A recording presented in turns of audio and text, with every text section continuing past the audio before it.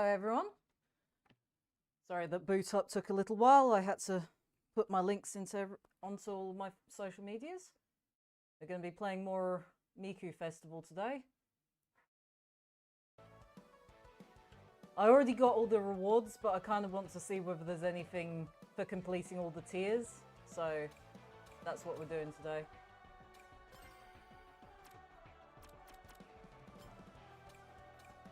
So let's get right into it.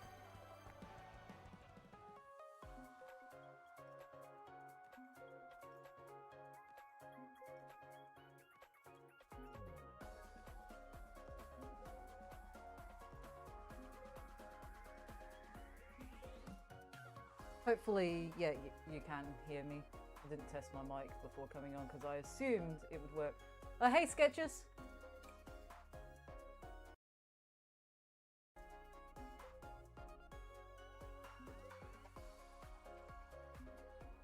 Glad to see that you made it this time.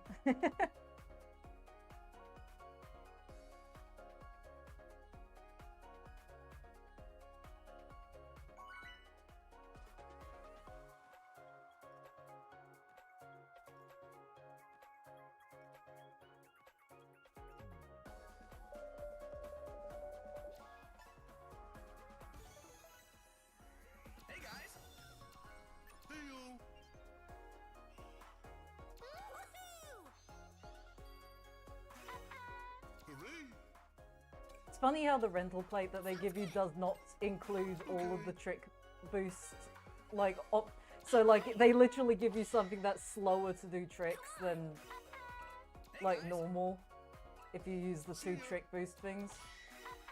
Oh yeah, the festival's pretty good.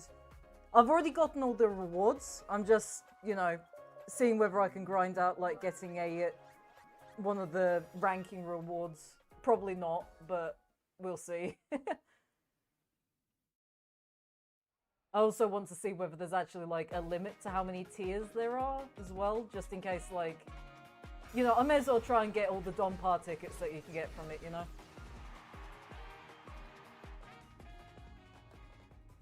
I will say the festival mode is significantly more chaotic than the standard mode.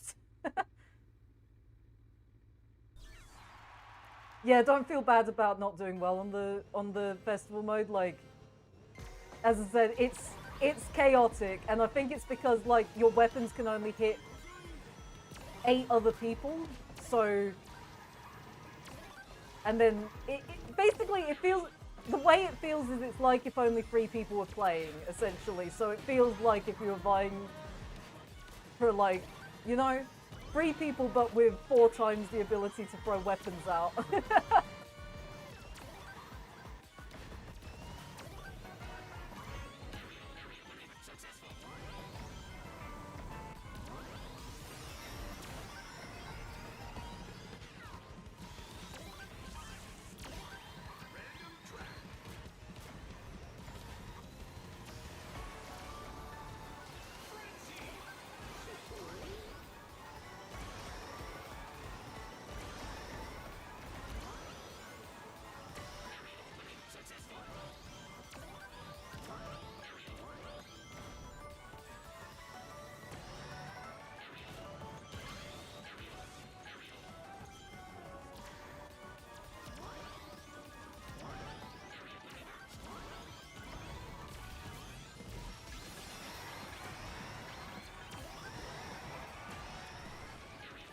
Oh, did that shit to me again. I guess my car is too fast for me to, like, do the bounces on that section because I just go over the balloons. I just leave. Oh yeah, I am going to eventually do the time trials. Like, yeah. Like, I am going to eventually do the time trials. I'm just focusing on, like, the festival at the moment because it is limited time, so I may as well you do it while it's here.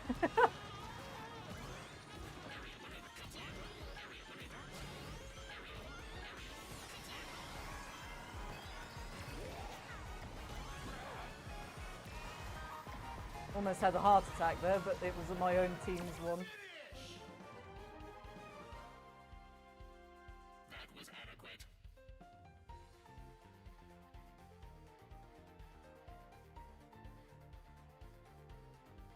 Second is pretty good for my first race of the day.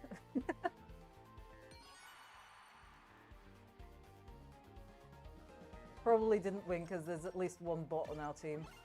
Oh, never mind.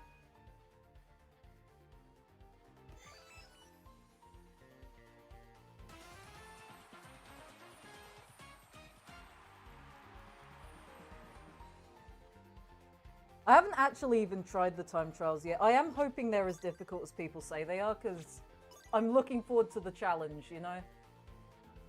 I'm hoping they're at least as difficult to do as the Crash Team Racing ones are, because that game was like, that was really satisfying to do the time trials in that game because of how difficult they were.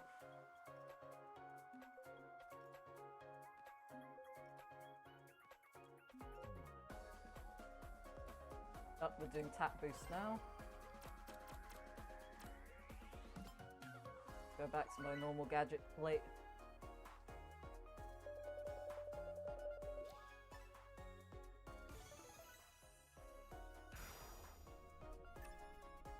Yeah, I've heard E Stadium is really difficult.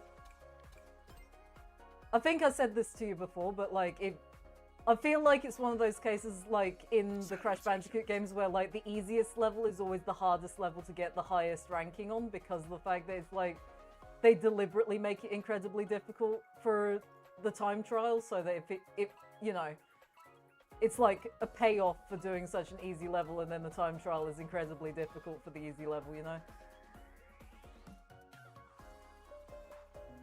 Yeah. What's the gadget combo? Just for future reference.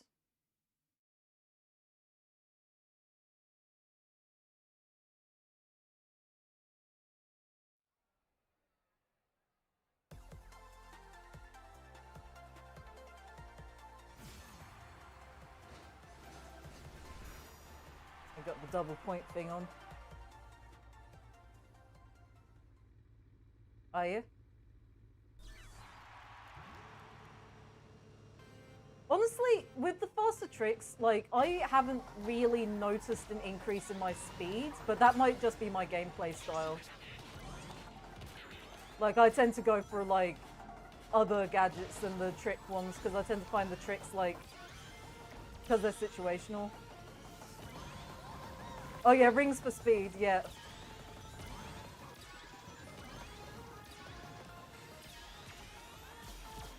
That one makes sense, yeah. I have heard that the tricks plus the rings for tricks thing is like broken.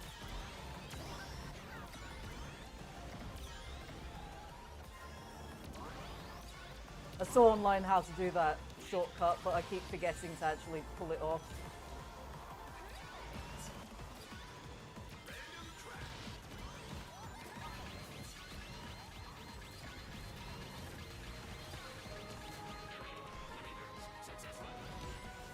Yeah, I feel like I probably will try out that gadget combo, because like rings might not matter as much for like multiplayer because of how easily you can lose them, but I can certainly see in time trial where you don't really lose them that they're probably a very important thing. Oh yeah, you got to A-. I haven't done any of, well, I have done multiplayer, but only the Miku Festival. I haven't done any more of the ranked multiplayer. I mean, it's offline at the moment, so.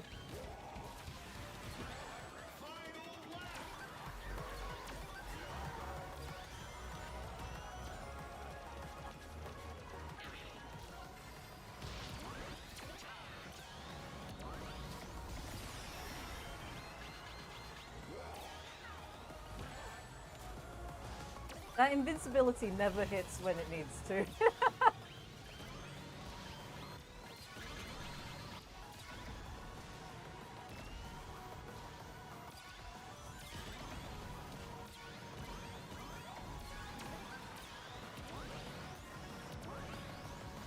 To get that shortcut, you have to actually use the handbrake, and it's like the only place in the game where the handbrake's actually needed. Oh yeah, boost character. Yeah, please do send me a run so that I've got like a reference point to jump off of.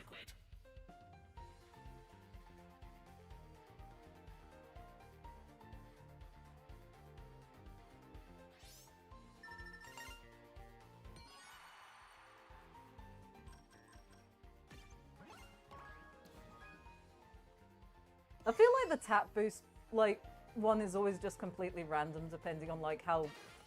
You know, you kind of have to get, like, a bunch of people who are the same level of being able to race so that you're all close to each other.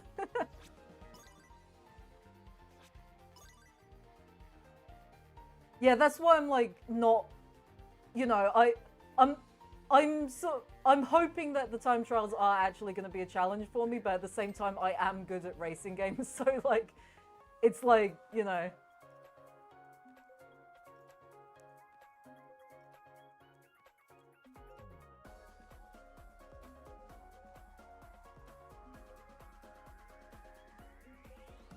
Like, it's not a racing game, but I remember people talking about how difficult it is to platinum the original Crash trilogy. And I did it in, like, a couple of days. It was not difficult at all.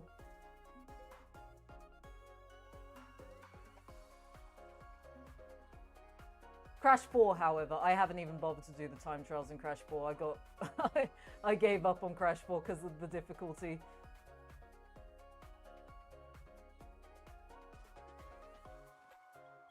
Not so much gave up because it was too difficult, but just sort of I realized I wasn't having fun with Crash 4, so I stopped playing it.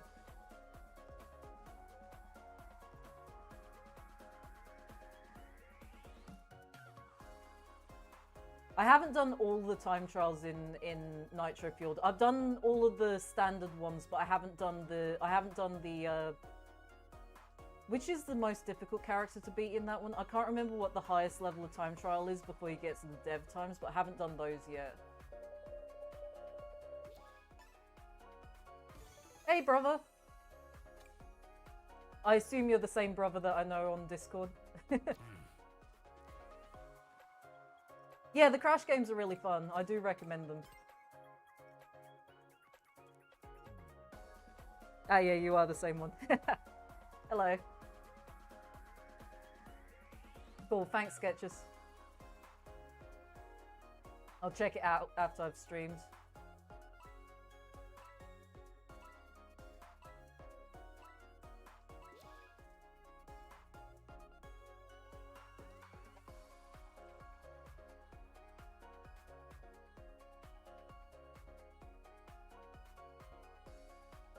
I'm actually shocked at how my horrible card doesn't look too bad with the color check. Oh my god, everyone dropped out. Holy shit!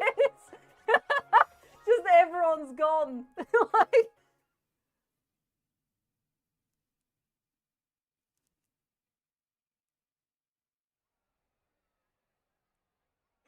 Just everyone just got executed before before the game connected.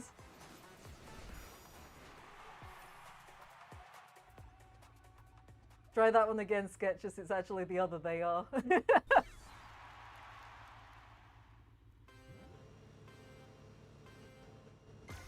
I get the sense that the game's probably going to go on sale probably when the Minecraft pack comes out. That's the sort of thing that Sega tends to do with their games. So it'll probably go on sale sometime this month, actually.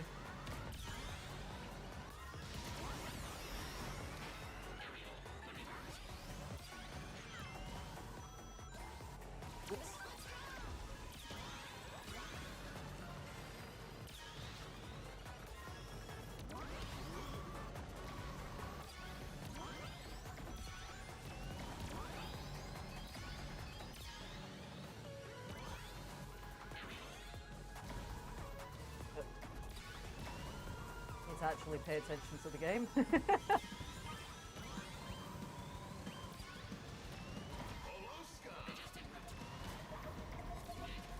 I haven't seen Holoska in ages.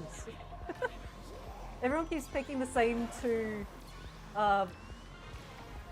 CROSSWORLDS and it really annoys me. It's always Wonder Museum and then it's always usual. Like, I can't remember which CROSSWORLD is the one that's always comes up. Oh yeah, that's right. For some reason people constantly choose Lost World or whatever it is. The Lost World one. Which is fine, but it is just a straight line, that one, so it's very boring.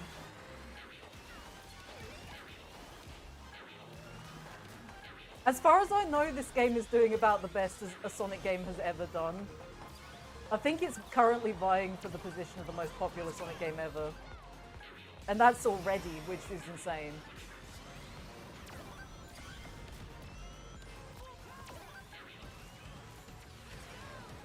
Yeah.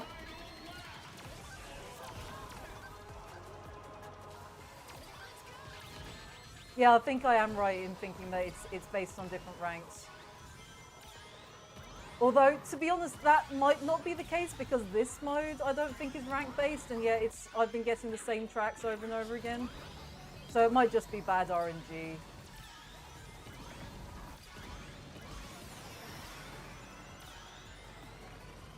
I mean, the crazy thing about this game is the fact I've seen so many YouTubers who do not touch, like, Sonic games ever playing this game.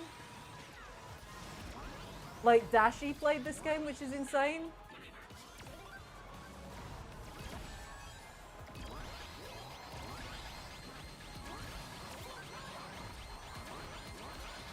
Well, that was not great.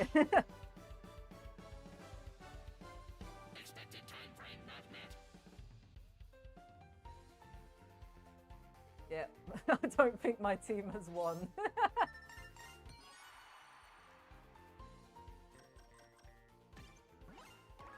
Oh, that's the first third place I've gotten in a long time on this mode.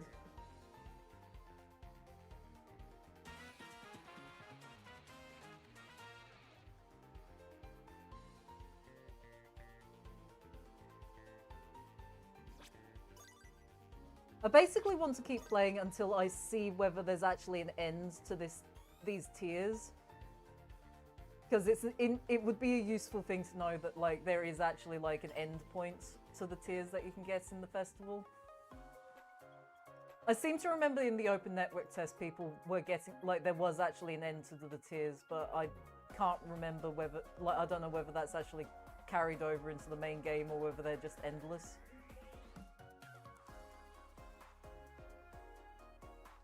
Because I don't actually know whether it's possible to see all the tiers. Yeah, I've already gotten to 1,000 points, and I've gotten all of the unlocks. Also, by the way, there is actually an unlock if you get if your team wins twice in a row, then there's actually a special unlock for that. So just heads up that there is, like, a hidden unlock.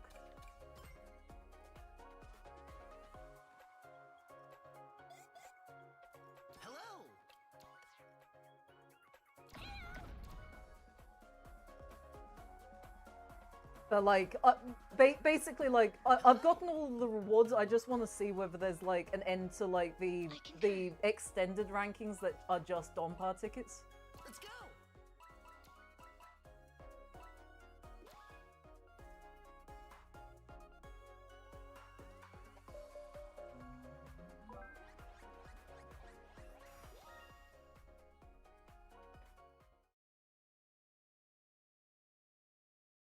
Like, I found the hidden unlock just by complete accident because I did get 2 in a row. And given how difficult it is to win twice in a row, as in, like, your team win twice in a row, it's like, I feel like that's one that a lot of people might not have found. Because it is kind of like roll of the dice whether you win the team mode.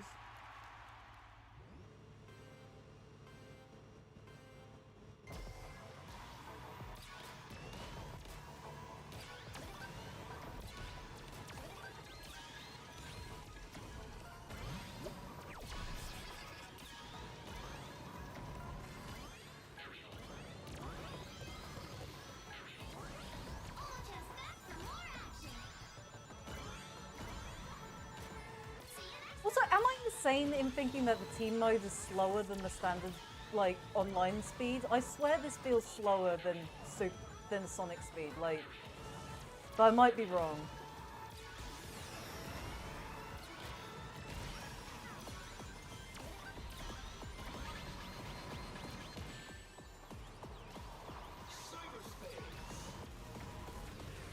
Yeah, I thought so. Because I've been sort of sitting here kind of like feeling like, why do I feel like I'm going through treacle? And like, I've been blaming myself for not being as good at the game or something, but I do think it is just literally just slower.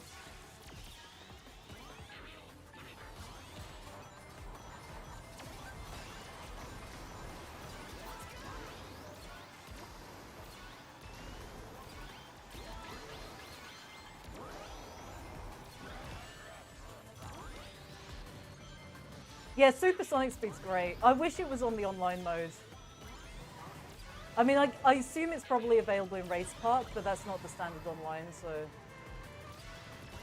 Like, Supersonic Speed feels like the speed that S-Class Transformed was, and I'm so much better at the game when I'm on Supersonic Speed.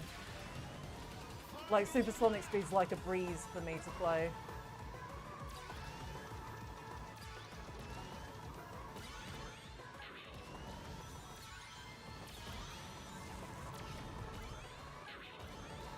I don't know whether the soundtrack's been uploaded officially yet, but there's a person on YouTube called AV_DX that has all the tracks uploaded.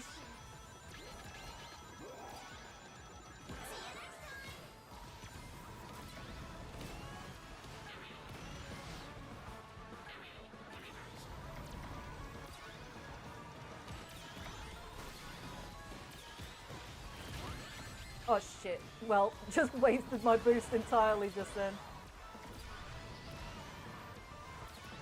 Well, did absolutely awful.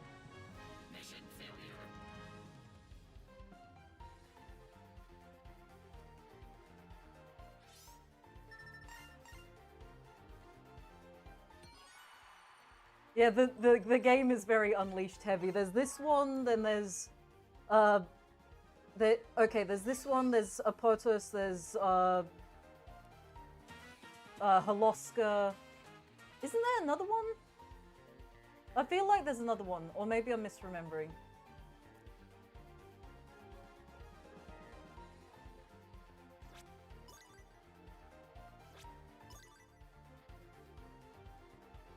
What's the other two? Because, like, as I said, I know there's this one and then Apotos and then Holoska, but I can't remember. Oh yeah, Dragon Road, that's right.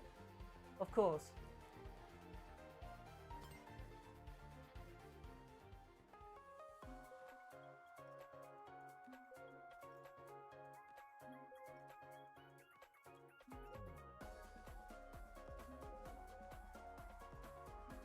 To be fair, like, of all the, like, aesthetics to draw from, like, Unleashed kind of has some of the best level aesthetics in the entire series.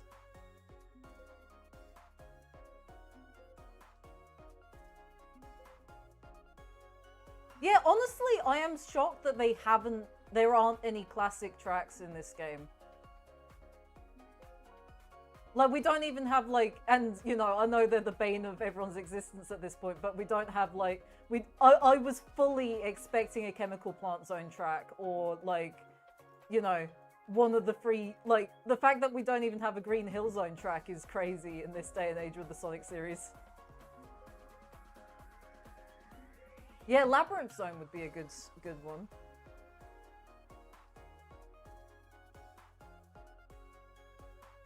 Oh god, we've got a bot. Give me a sec.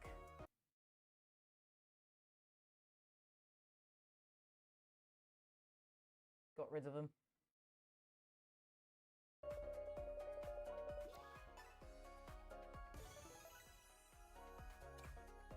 Yeah, Chemical Plant is in the background, but, like, I was kind of expecting it to be, like, an actual track. Just because of the fact that they have the assets and they constantly use the Chemical Plant assets at this point. And also, let's be honest, I would not have been against Chemical Plant Zone being a track in this game just because of this absolutely badass remix we would have gotten. Like, you know, Chemical Plant is a really good song on its own. Like, imagine, like, the remix we would have gotten in this game.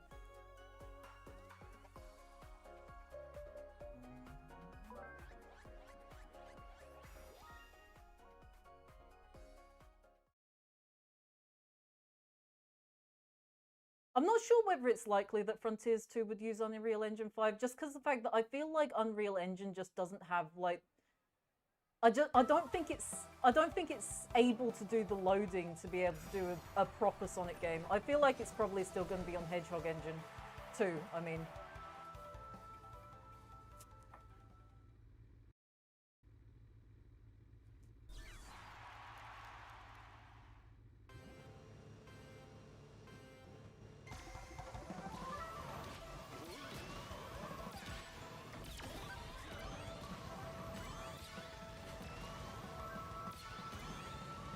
I am quite glad that this is the Forces track that they brought in. Although I do wish that it was a remix of Moonlight Battlefield instead of the standard track that plays in this game. In Forces, I mean.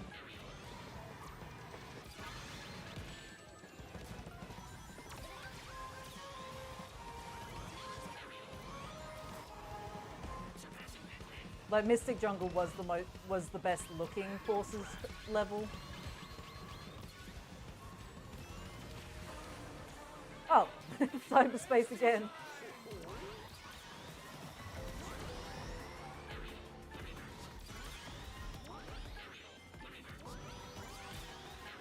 Yeah, well, they've got a budget to make assets now. The only reason they didn't make assets previously is because of the fact that they had no budget to be wasting time doing that, when they could just use their library of what they already had.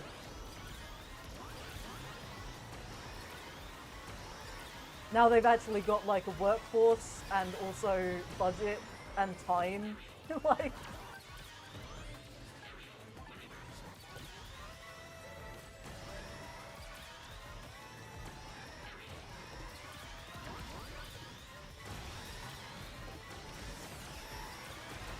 that was a really well-timed invincibility, otherwise it would have gone under both that monster truck and the trucks on the road.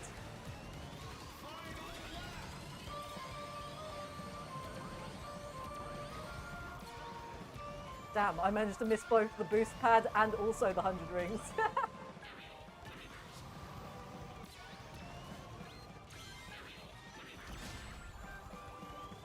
Bloody weights.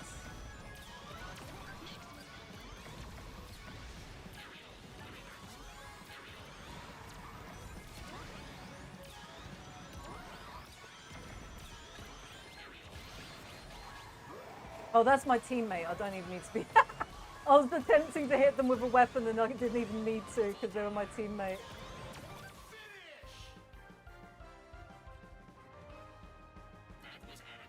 Oh yeah, I genuinely, I would like, that would be a really cool track. The final level. Imperial Tower, that's the name of the level, right? Well, the Nicktoons money and the movie money are like the same thing, because the reason they've got all the Nickelodeon characters in here is because of the fact that they're owned by Paramount as well, and the movies are also Paramount.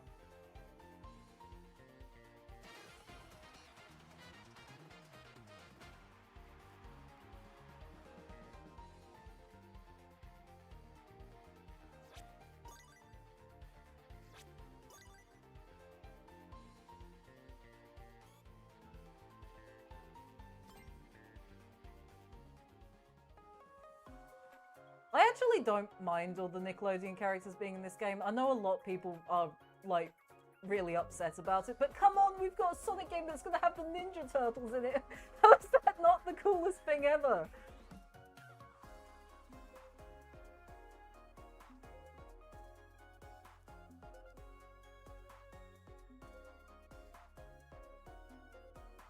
I'm just upset that the Avatar: The Last Airbender it's specifically the new movie that's coming out, as in like the new animated movie that's coming out, and it's like, oh, so it's not going to be the original versions of the characters, it's going to be potentially versions of the characters that the movie might not be something that people like, and therefore the characters will always be known as the bad Atla movie like characters, you know.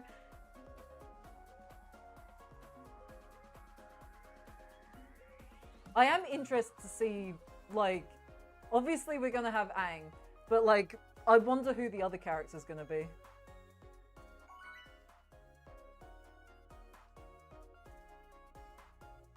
Yeah, Radical Highway and then Krusty Krab. That. Oh yeah, cause we do now know that like all of those tracks are gonna be CrossWorlds in themselves as well. So that, yeah, that can actually happen, which will be quite funny.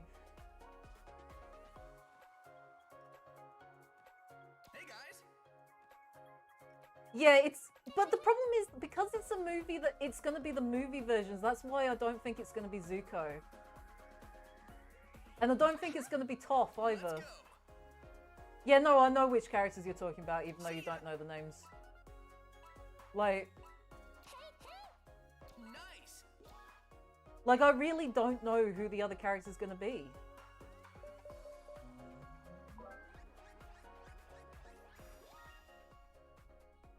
I'm hoping it's going to be a legacy character instead of like a character that they bring in just like, you know, because they're in the movie. You know, I hope it's not like a movie original character or something. I feel like ideally to make everybody happy from both eras of Atla, it would have to be Aang and also what's the name from the? I haven't watched the other series, but the main the lady that's the Avatar in the other series.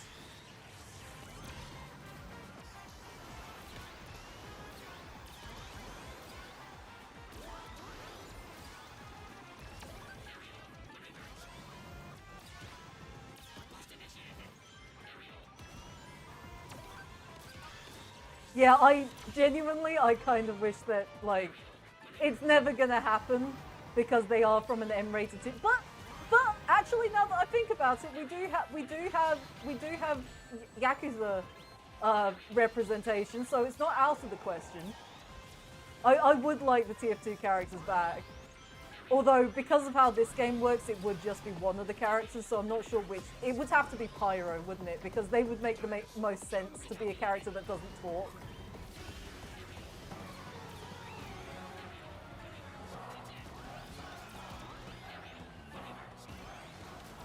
You know, I will forever be disappointed that Transform didn't have all 9 of the characters just randomly switching between them. It only had 3.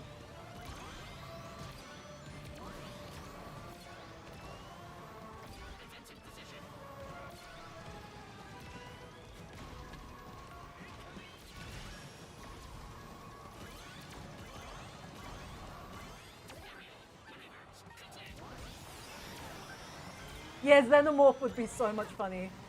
So much funny? That was a sentence I just said. I think Bayonetta is like soft confirmed. I feel like Bayonetta is almost certainly going to be in this game. Because like there's so many Sega characters coming. Like they're going to like... I can't really think of what characters that Sega owns that wouldn't be Bayonetta that would come in at some point.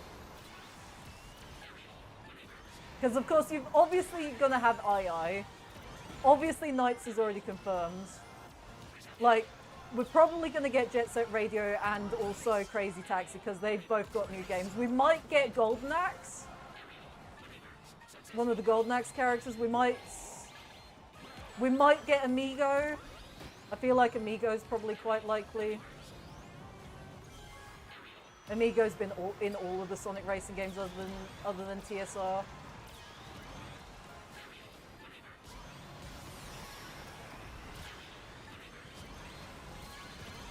I've never played the Bayonetta games. Seriously? They reference Eggman immediately? Like, is it actually referencing Eggman himself, or is it just like another character that is called Eggman or something?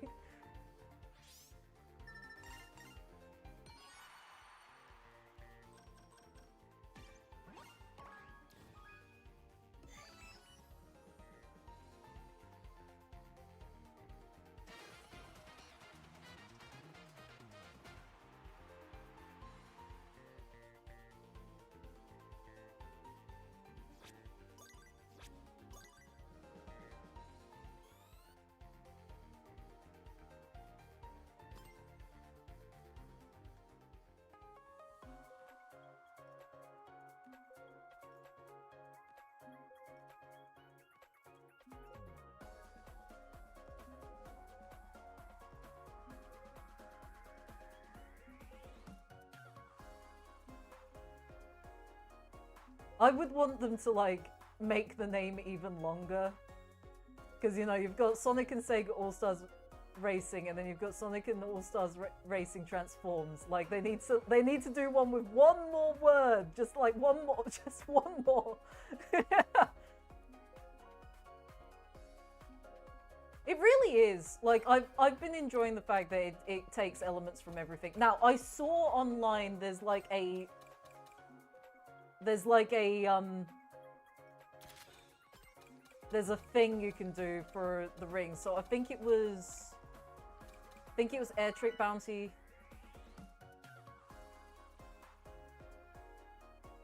Yeah. Yeah, but people got really mad when, like, I find it so funny how many people want Sonic R back when Sonic R was, like, famously terrible. Yeah, that Sonic and Sega All-Stars Racing Transform CrossWorlds, yeah. That's the one, that's the magic. Okay, so, and then it was, I think it was Air Trick Bounty, and then shit, I'm running out of time, no, oh!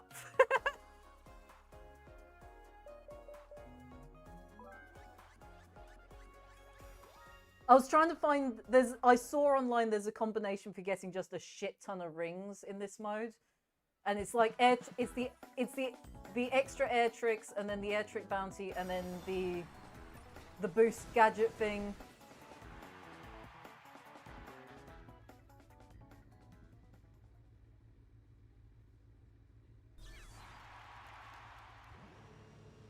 Oh yeah, the R music is undoubtedly amazing. It's just that the game itself is like famously terrible, and I find it funny that people actually want it back, because it's like, we all hated that game though. Like, everybody who liked it was like liking it ironically because it was terrible.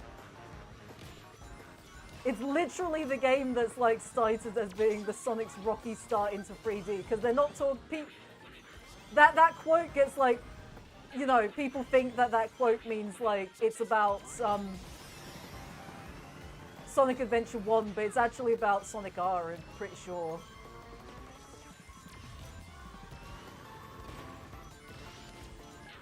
I've played R, it was bad.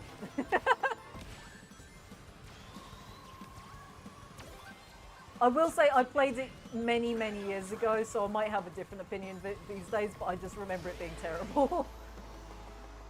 I don't have my quick drift.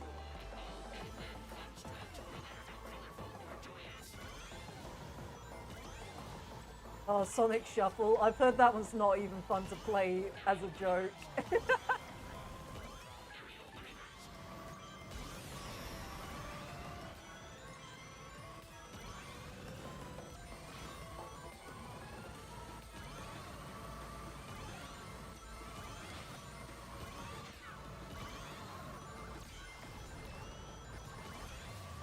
It's so funny too, because Sonic Shuffle was made by the Mario Party people. I have this theory that they were deliberately sabotaging Sonic.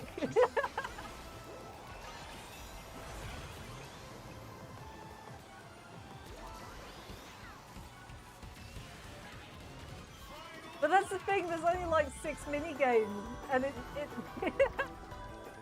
just slowly turns into like a slog after a while. Superstars multiplayer is fully chaotic though, because it's just so broken. I don't think they ever fixed it as well.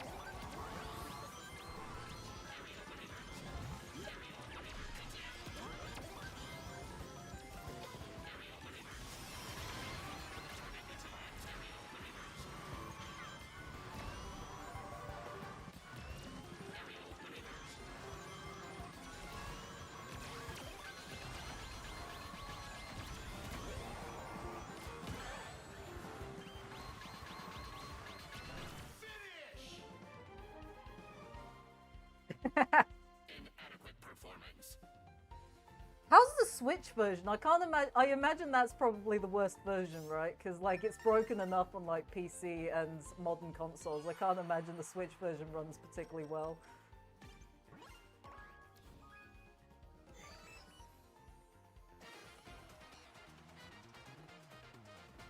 Wait, so is it one of the Sonic games that it's not better on? It's literally just it's the Switch version on every version.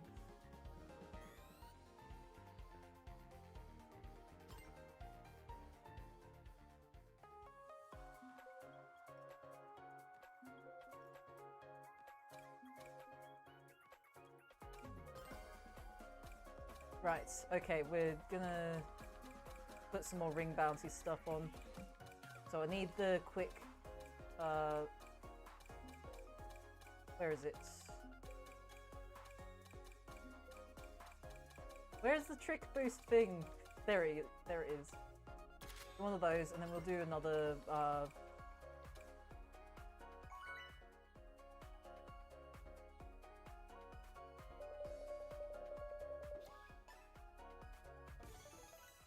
Oh yeah, I forgot that. I also forgot that I just remembered the fact that there's even like that dedicated like online multiplayer thing that had like tiers and everything. They really thought that game was gonna do super well.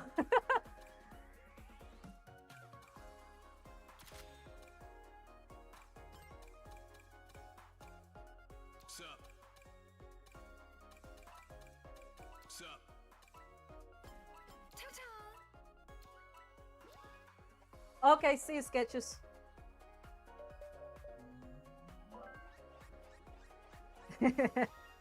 Yes, but I've been getting better at the game now. There. Yeah, I know, that's the thing. Like they marketed it as like this multiplayer juggernaut, and then the multiplayer was just completely broken.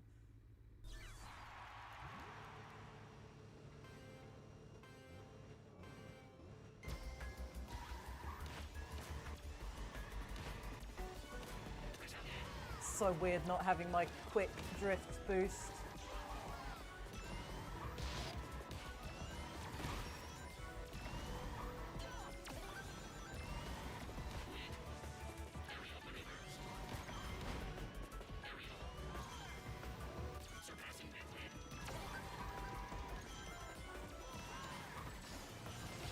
Yeah, but the thing is, like, people like classic Sonic games. They could probably have just foregone having any multiplayer and then just, like, you know, just advertised it as a new multiplayer Sonic game. Not multiplayer, sorry, new classic Sonic game.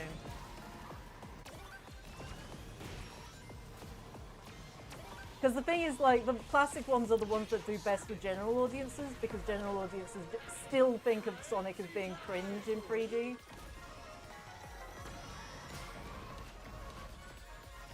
Like, you talk to most casual fans, and the version they played is probably going to be Mania, you know?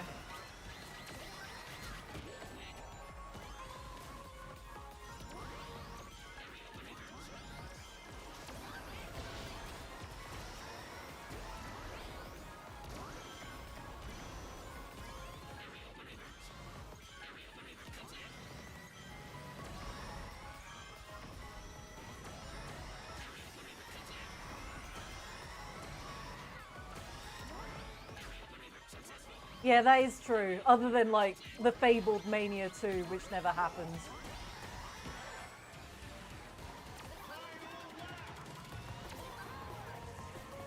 But, like, again, casual audiences don't really think of games like, that's the perfect game, we don't need another one. They tend to sort of be like, well, it's an old game and I want a new game, you know?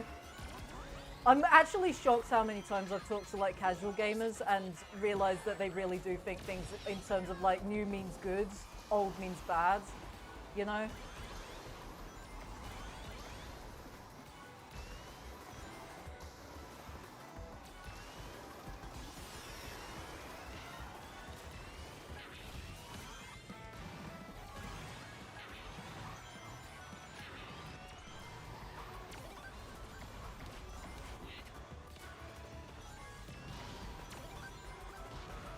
Yeah.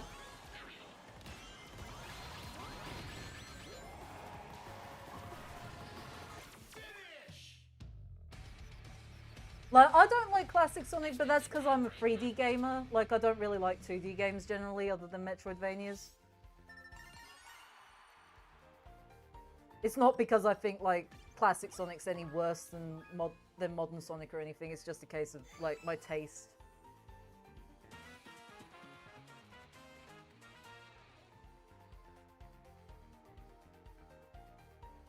Yeah, I feel like what's happened is not... It's because of the backlash against, like, classic Sonic being put into all the modern Sonic games. that people have like done a 180 on Classic Sonic and now like they just hate the existence of Classic Sonic entirely, you know?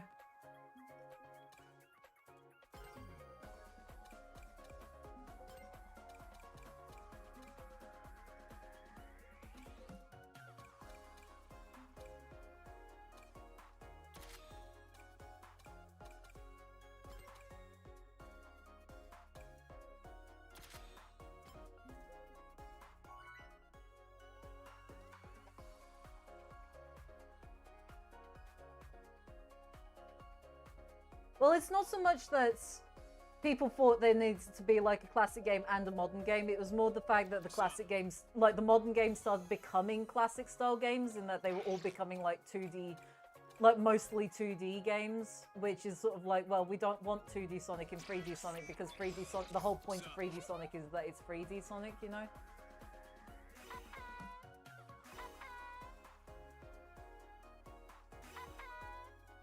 Yeah. Honestly, they need to, like, I want them to keep making classic games because I know a lot of people who like the classic Sonic games. What they need to do is find a company that they want to consistently outsource to do the classic games.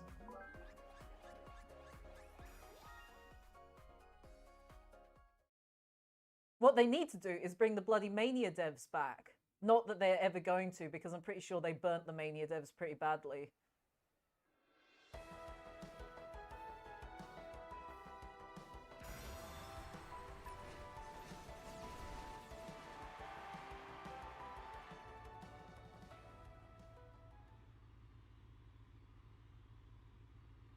Yeah, exactly.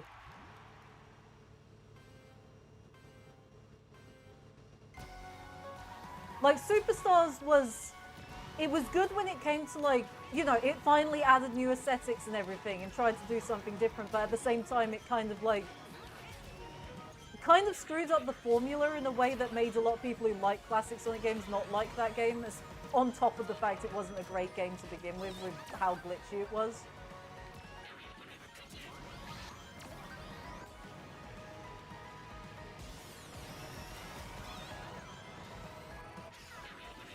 Like, the Emerald powers didn't really add anything of substance, you know?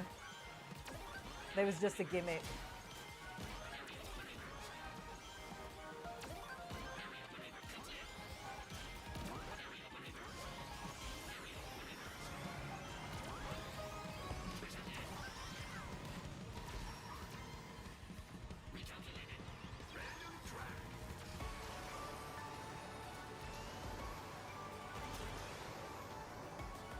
You know who else would make a good... I think, and this might be like one that's just sort of like, what do you mean? But imagine a Toys for Bob made classic Sonic game. That might be interesting. If only for the visuals that they would come up with.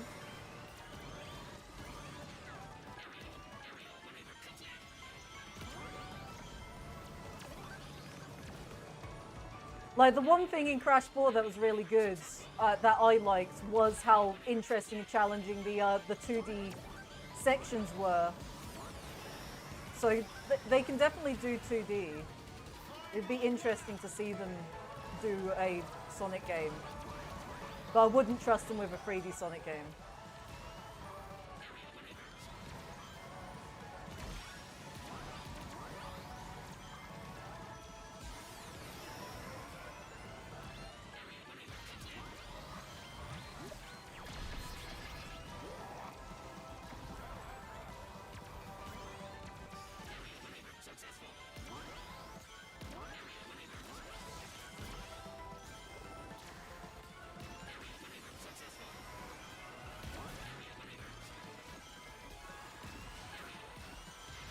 Oh really, slime? That's what you give me to catch up? Slime. Yeah, okay, thank you, game. That was so useful.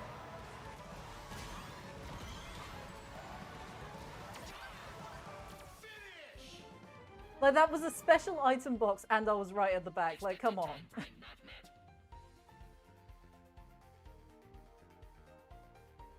Yeah, but the thing with Toys for Bob is that they do a lot of research into movement and control. Like, what apparently Crash 4 is actually better when it comes to the movements compared to like the original Crash games, because Nitro Fueled has a complete, not Nitro Fueled, sorry, Insane Trilogy has like a completely different like movement style than the original Crash games. Apparently the physics are very different, whereas Crash 4 is a lot more similar to the original games. So like I would trust Toys for Bob to do their research and make the gameplay feel correct, you know?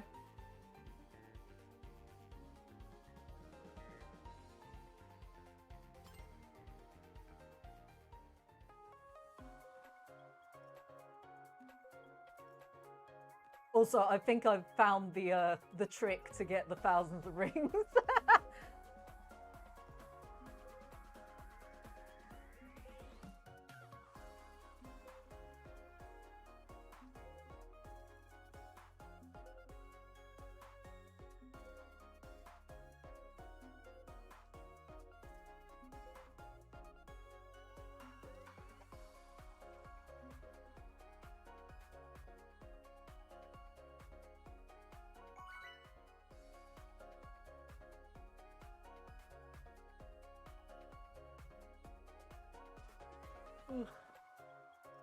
Wish there was more to say while I was waiting in the lobby, because like it really is just sitting here for like an entire minute waiting for stuff to happen.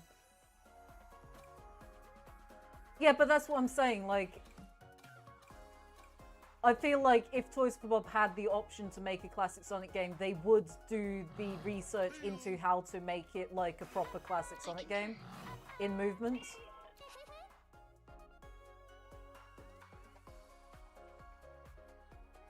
Because, like, Crash, it doesn't move like a traditional platformer either, which is funny to say because he is, like, one of the original 3D platformers, but, like, he doesn't move, like, you know, I feel like a traditional feeling platform is more sort of like Mario style, like, 3D platforming.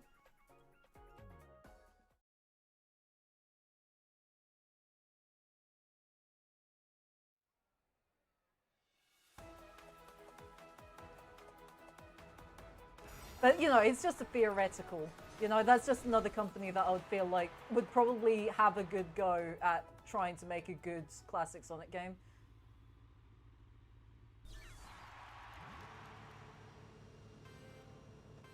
It would certainly be interesting to...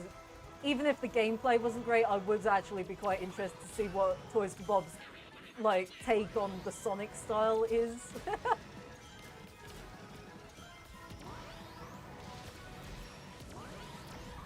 Like, the visual style would probably be very interesting.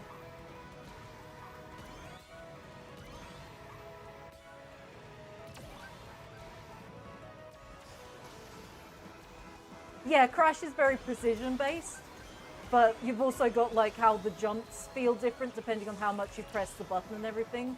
Like, you have a very limited moveset, but it's very precision-based and physics-based, you know?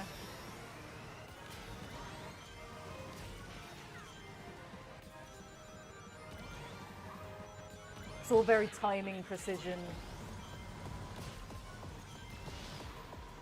It's like the original Rage platformer, not that it's as difficult as, like, people think it is. Once you get used to pressing the jump button in the right precision, like, it just becomes easy as hell.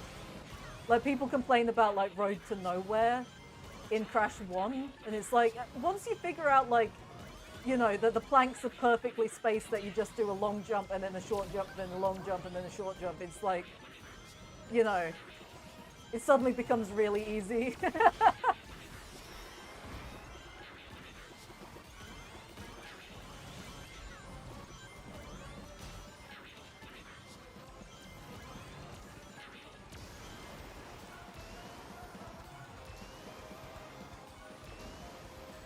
Oh, whoa, whoa, okay, that was interesting. God, I do so badly now that I don't have my... Like, I'm sort of aiming at trying to get my team to have, like, a high score rather than actually do well myself, but it's so painful. Now, I want to test something. Can I go across this section?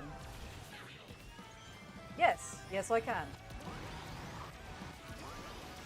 I never see this track, so I haven't really figured out where all the shortcuts are yet.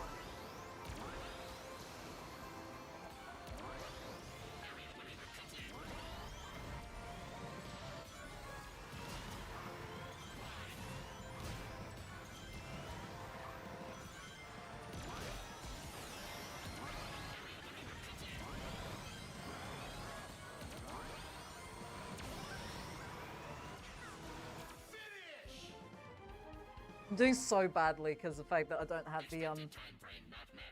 don't have my usual boost abilities on. That's how much I rely on my ability to boost. As soon as you take it away from me, I'm completely kneecapped.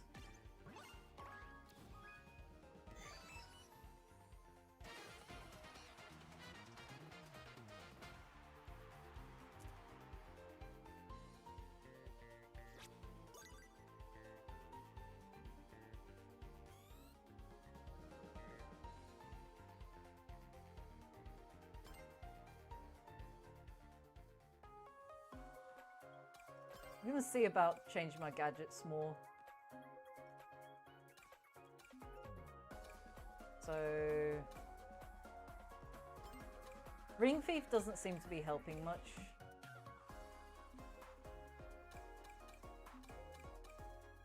Maybe a new bounty might be in order.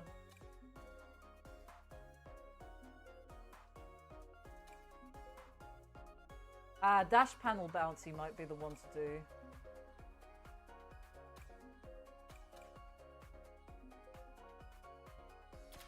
That might be that might be the go.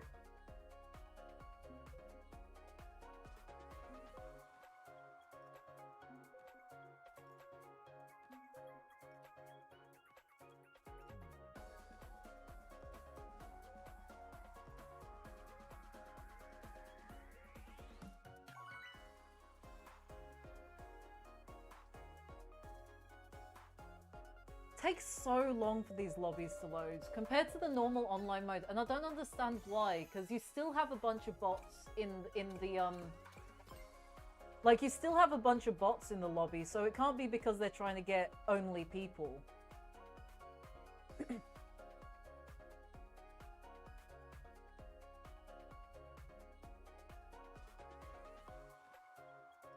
When did it last update? Or did it, like, update incorrectly and your computer's bricks? Is that's what... Oh my god. Wow.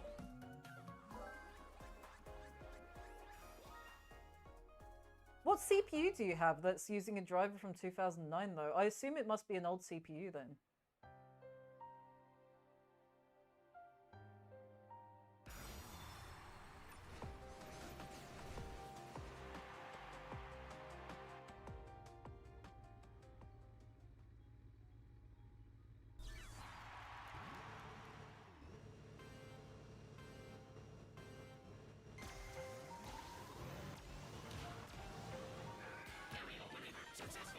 Well, at least you found out why.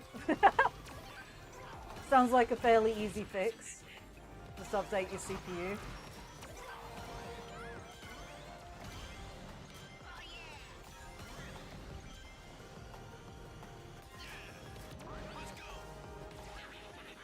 Was that from 2009? I guess that, yeah, because my 8700 was from 20... No, actually, that... Huh. That feels like, yeah, but like, that feels like that driver was older than the CPU ever was. Unless I've got a skewed idea of how quickly generations of CPUs came out. Because my 8700K, I got that in, this isn't this computer, it's my other computer. I got that one in 2016, 2017.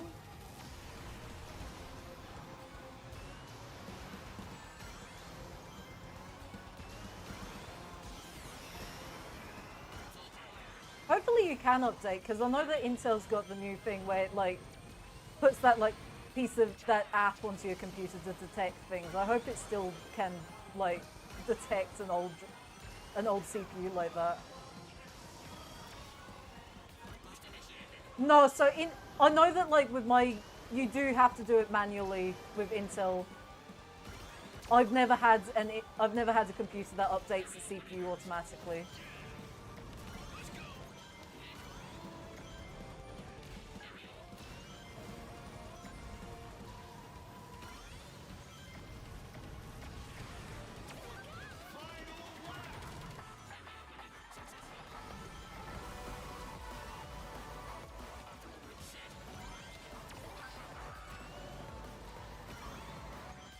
So what you're gonna want to do is go onto Intel's website and download go on their driver update utility, and then download the app that they make you download to check your computer statistics. Hopefully it's still compatible with your old CPU. I assume it probably would be, because it was compatible with my 8700, so I assume the generation before is probably fine.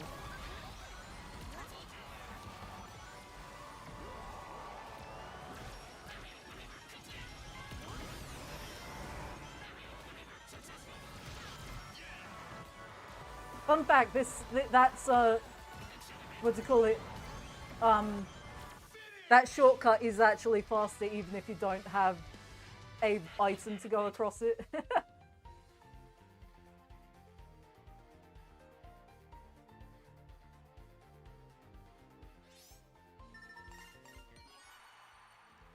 But yes, as far as I know, CPUs and GPUs, you have to like update them manually using the apps that are, you know.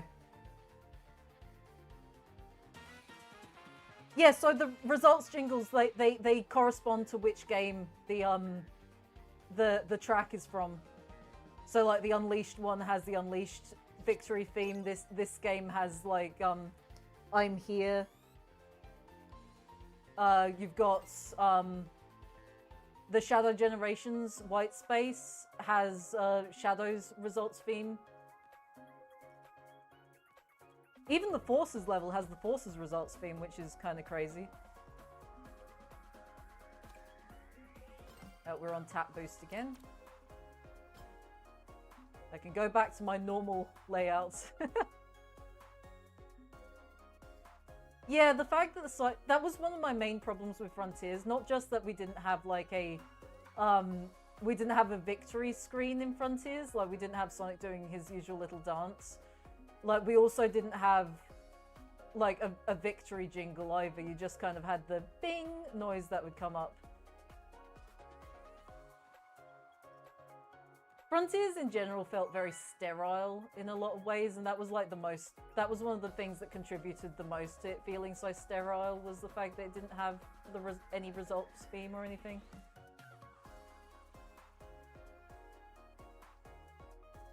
I get that they probably did that to save money, because like Frontiers was kind of built with like a budget of a piece of string and a button.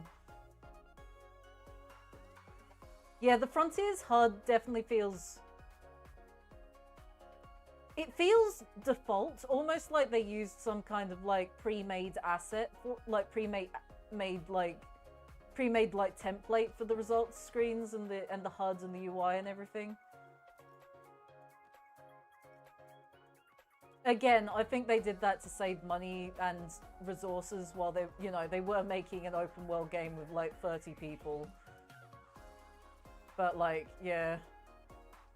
I feel like Frontiers could like quite easily like go up by several points worth of rating if they just had like all of that like UI flavor and result screens and all that like style essence that it's missing.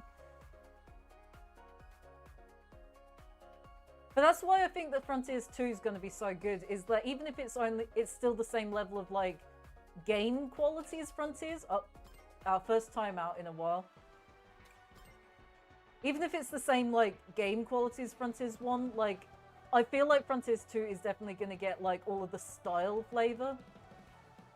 No, I haven't modded Frontiers. I don't tend to play modded Sonic games usually. I'm aware that the mods are really good and everything. It's just I'm not someone who usually mods games unless they're like... the only games I really mod are like... my Skyrim is modded to the point of... Like, I have about 2,000 mods on my Skyrim Special Edition. And also... I have, I usually mod like city builder games and that kind of thing. But like when it comes to like the Sonic games and stuff, I don't tend to mod them because I tend to like playing the original, like the proper version of the game, the intended version of the game, and then I tend to sort of like be like, well, that was fun, and then like, you know, not play it again until I want to play the game again. I am quite tempted by Sonic Frontiers Revisited though. I am, once that mod is finished, I'll probably play it.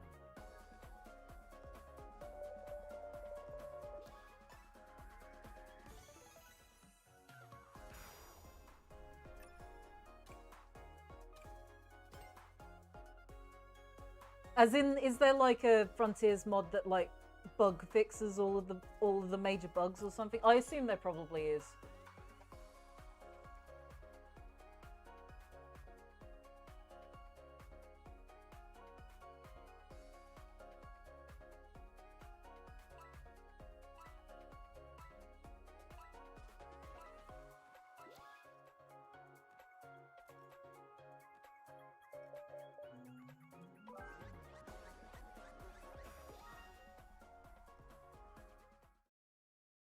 Yeah. I wouldn't mind playing a version of Frontiers that the only thing I change is just like fixing the visuals so that the draw distance is better.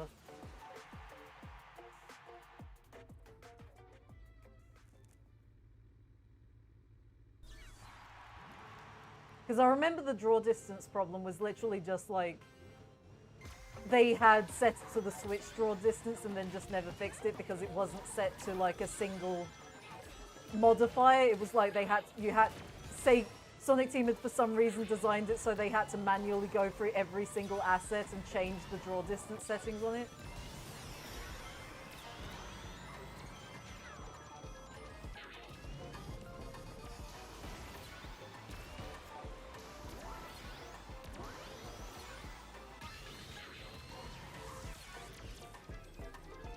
It's been a while since I played Frontiers. I can't remember being particularly annoyed about the interruption thing.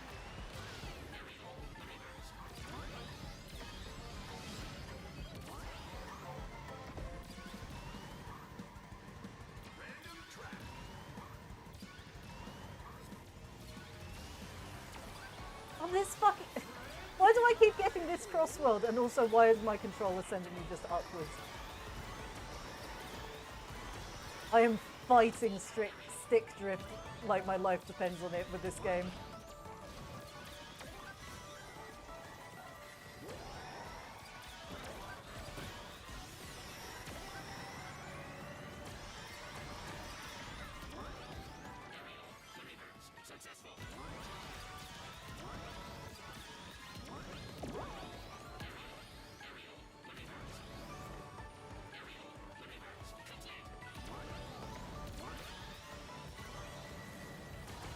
What item is even... Oh, yeah. Oh, what? Well, I don't know where that went. Presumably it must have hit someone behind me.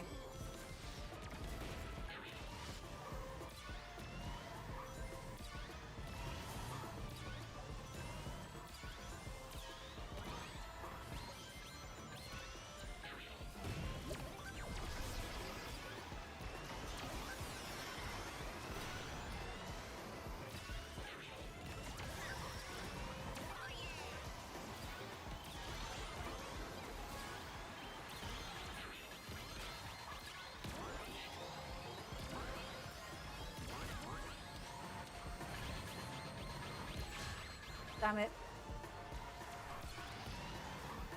Should be against the Geneva Convention to have a monster truck there.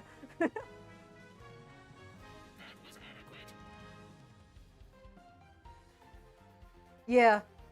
Which is presumably why they're all set to like that weird like manual go through every single one of them to change the draw distance thing, because like they probably didn't have time to set up the universal modifier thing.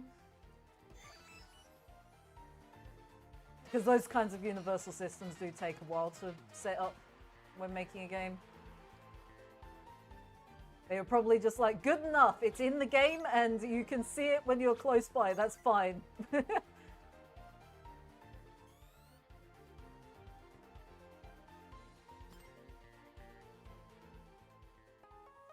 Which I feel like is fair enough given like how much crunch Frontiers was under, as well as how little people they had and how little budget and time they had.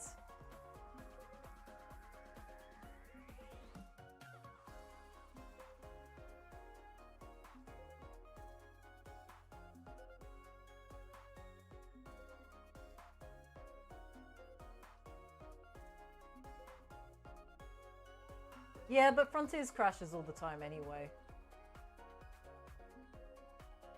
Like, it's the only Sonic game that I've ever played that crashes on boots more often than it does, like, actually load. At least in my experience, like, I usually have to, like, open it up, it crashes, open it up, it crashes, open it up, it crashes a few times before I actually manage to get into the game to play it. And that was still a problem with the latest update patch before they abandoned development on it. Really? Maybe it was just my computer then.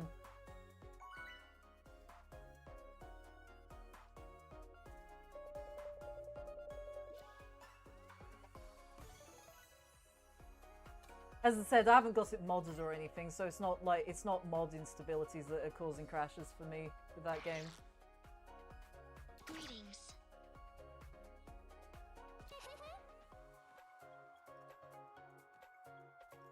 Let us commence.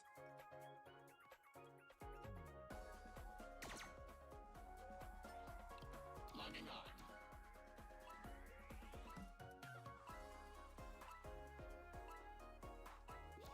Oh yeah, well that was probably overloading your computer generally. I mean, if you're running that on an Intel 7700K, that's not. It was probably overloading your CPU. Especially if you know you haven't updated the drivers.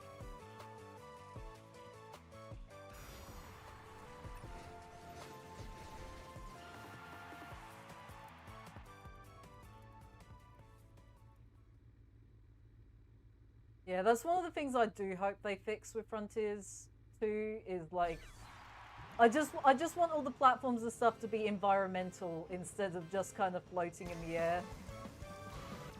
Yeah, the rails are horrible looking. Like, I'm glad that they gave us, like, a lore reason why it all looks like that, like, Sonic is seeing that, but nobody else can, but at the same time, it's like, that's kind of a sticky plaster over, like, a very ugly style they decided to go with last minute.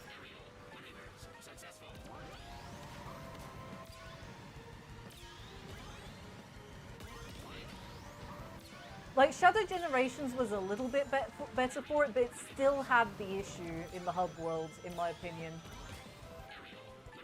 The only reason I gave it a pass was that works with the Sonic Generations vibes, because Sonic Generations was kind of like that too.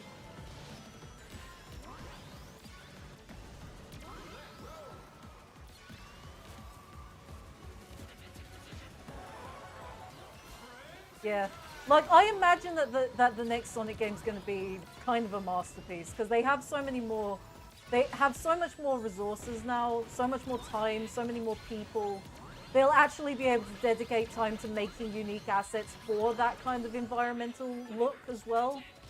Because that's the main reason they didn't have time or money to make unique assets, so they just had like, here's a rail asset, and here's a platform asset, and we'll use those over and over and over and over again, you know? Yeah, I'm not saying it looks bad in Shadow Gens, I'm just saying that it's still there, it's just hidden a bit better.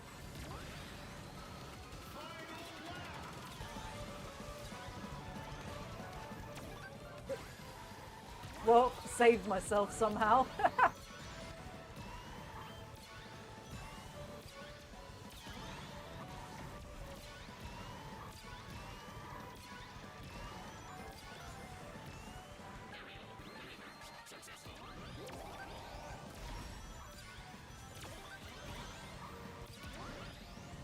I feel like probably like the aim, like we've got to get one that's at least like a 9.5, you know? You know, I don't think we'll ever have a 10 out of 10 Sonic game because there's always something wrong with a Sonic game, but like I feel like I feel like, you know, we need to get that 95%, that, you know, that 99.5.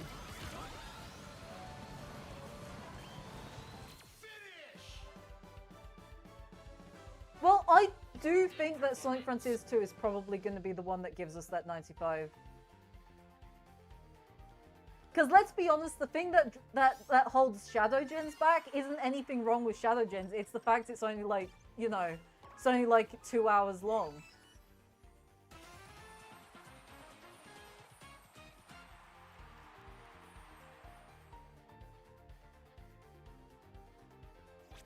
Can I just say that this track is by far the worst one in the game visually?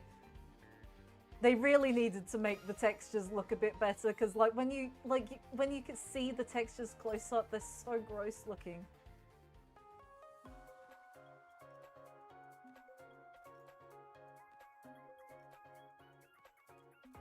I do feel like the series is probably in the best place it's ever been at the moment. Like, I feel like it's actually maybe possibly doing better than the 90s at the moment.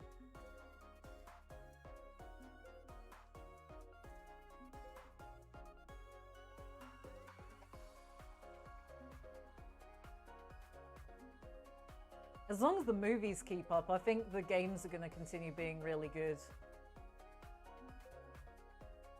I think basically what the movies did, not just bring in money for Sega, but also the fact, I think the movies proved to Sega that Sonic does actually have the potential to make money for them. And that's why they started pouring resources into the Sonic games. Because, like, let's be honest, there was so many years where, like, Sonic games were, like, people hated Sonic genuinely. Like, and I feel like that's why Sega started pulling back on resources and everything so badly, was because of the fact that they recognized that everybody seemed to hate Sonic. Sales weren't doing well because of how everyone hated Sonic. And now you've got like an entire new generation of kids who are growing up with Sonic being really cool. And like actually being like something you can like without people make fun of you. Like, I can certainly see that, like, this, like, I feel like we're just gonna keep seeing Sonic games be really good. I'm not expecting this to last forever. At some point, Sega's gonna start doing the cutting corners thing they did, like they did in the 2000s.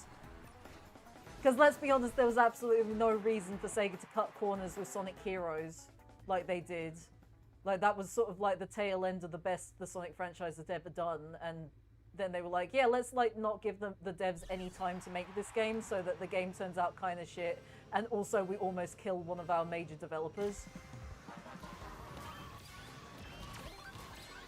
I will say, yeah, I kind of agree with you. I am someone who, I do miss not so much the 2000s characterization, but I miss when the characters had more edge and bite to them. We're kind of getting back to that, but I do miss when, like, for instance, Knuckles used to insult people all the time. He hasn't fucking insulted anyone deliberately in ages. Like, Sonic used to be, you know, this free spirit who was like,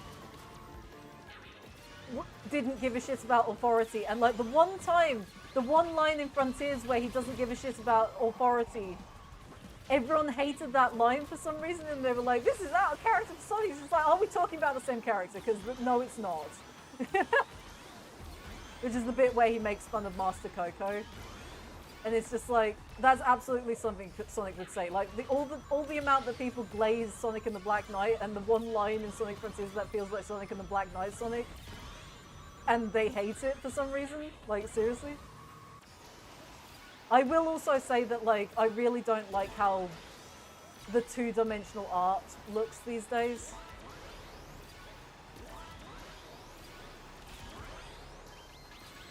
Ah, what the fuck? What is happening? What the fuck was happening to me? What the hell?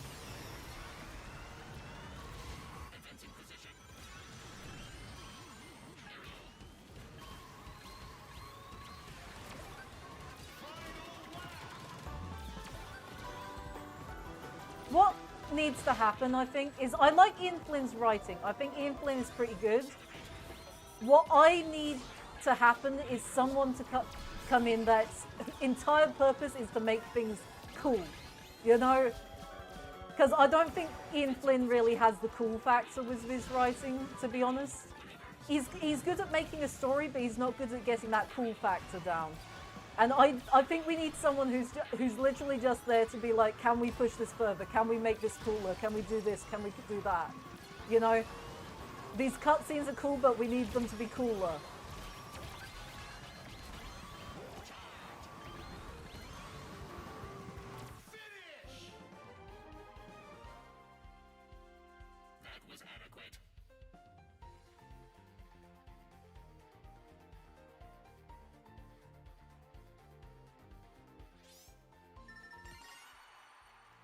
Also, they really need to stop having Ian Flynn write literally every single element of the Sonic series because holy shit, give that man a break. What do you mean he's written literally every game that's come out so far for a while now and also is writing the comics and also is doing this and also doing that? It's like, we need to give him a break, have a different writer, you know, just one other writer at least.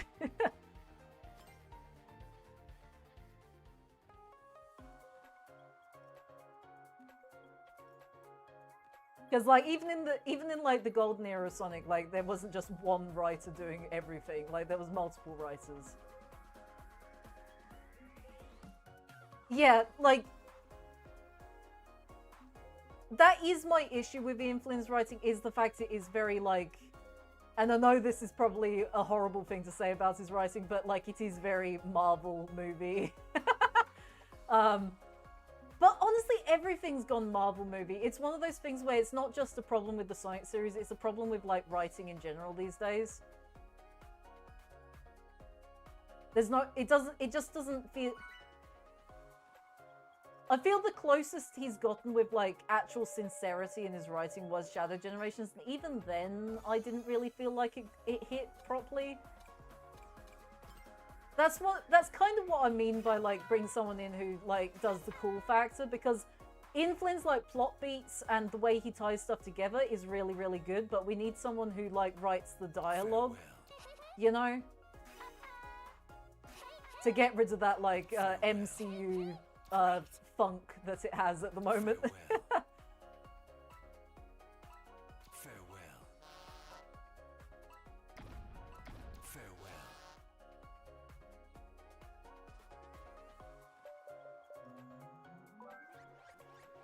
Honestly, we definitely need, and I'm not someone who's like a Japanese Sonic purist, but like I really do want, like, I think the perfect medium would be to have Ian Flynn as one of the writers and then get a Japanese writer for the other half of the writing. Because like, it needs that anime subtlety, and I know that sounds funny talking about, like, you know, it needs that like non-American writing style. Even if they got like a European writer, honestly, like get like a European in there, like, you know, America has like a very specific way of writing action and stuff that I don't know. I've never liked American writing very much, and I'm saying that as an Australian because, like, you know, American TV and American movies always just have like this vibe to the writing which is just not as good.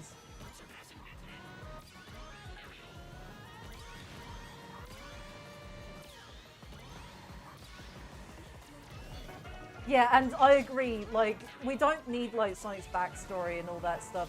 I personally am someone who isn't particularly keen on the fact that we've got, like, a backstory for the Chaos Emeralds now, because honestly, it's complicated things so much. Why are we back here?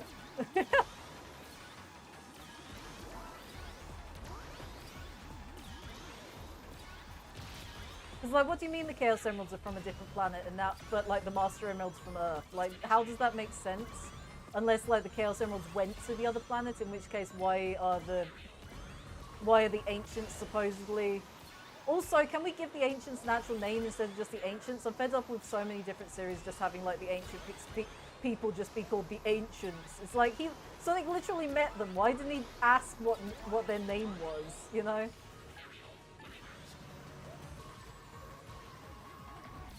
Or at least, like, even if Sonic didn't ask, like, I feel like Tails would have asked. Knuckles might have asked. Like, there was, like, several other characters that could have asked.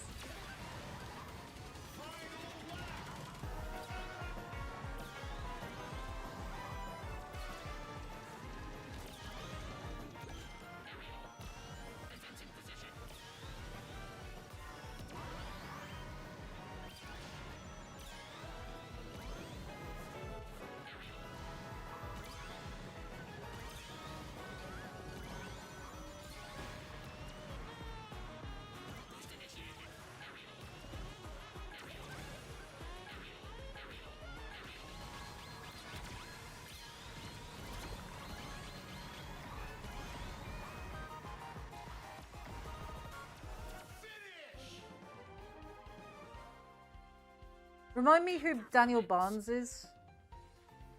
Is he one of the Sonic writers at the moment, or is he an IDW writer? Because I recognize the name, but I'm not sure where I recognize it from.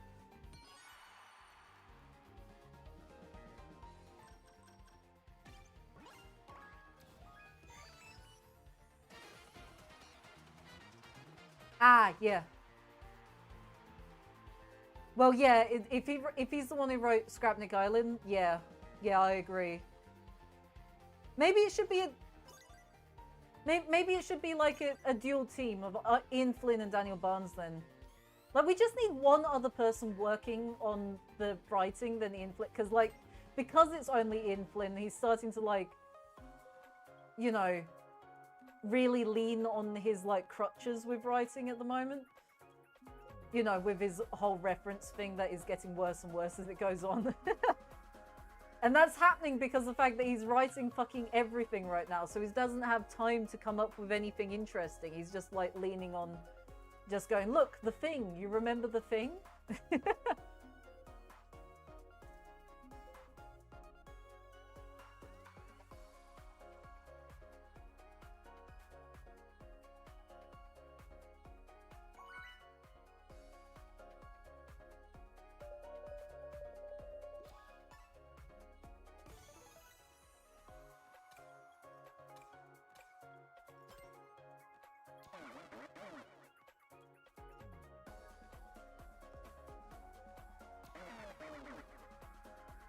That's what the Jet, like, AI voice sounds like. Logging on.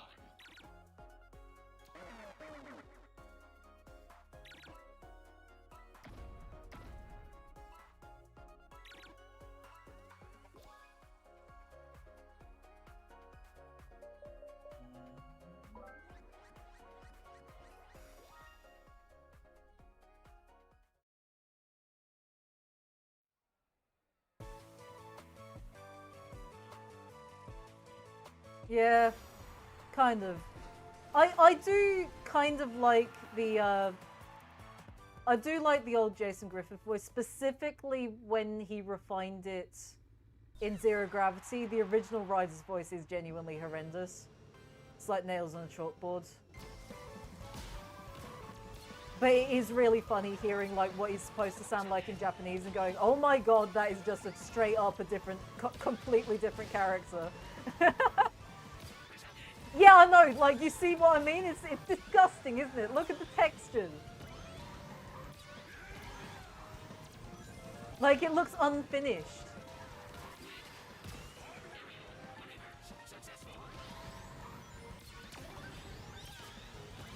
Like, the actual map itself is fun to play, but, like, geez, the textures are bad.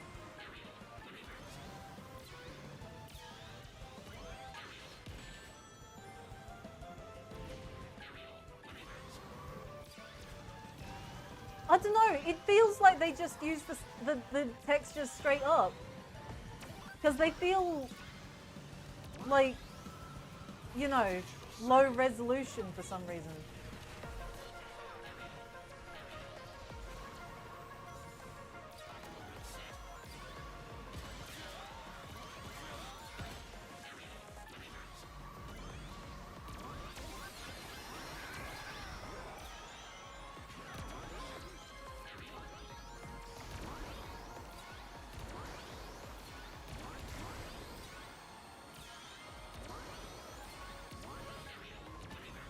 Like if they did up the resolution, then they didn't do a very good job of it.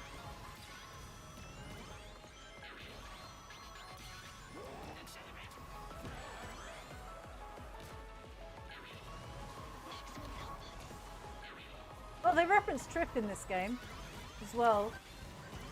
Amy says that she should go visit Trip if she, like it's one of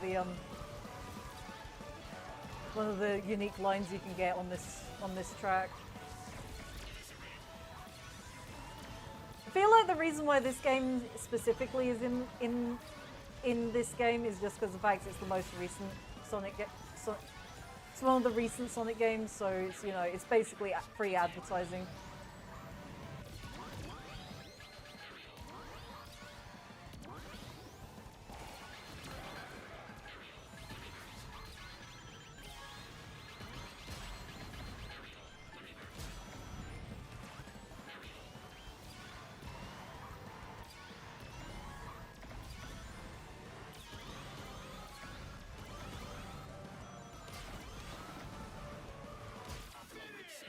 Oh, I wonder whether I came first or second. Yeah, Trip is one of the classic characters I want in the modern series, definitely. Especially, oh, I came first. Especially since the that special comic where she and Knuckles have some bonding time is like, yeah, I really want her and Knuckles to be friends, you know, in the modern universe. I also want Fang to come to the modern universe as well. I mean, I currently like the fact that, like, because he's not in the modern series, it kind of implies that he fucking died at some point between the classic series and the modern series, which is quite funny to me.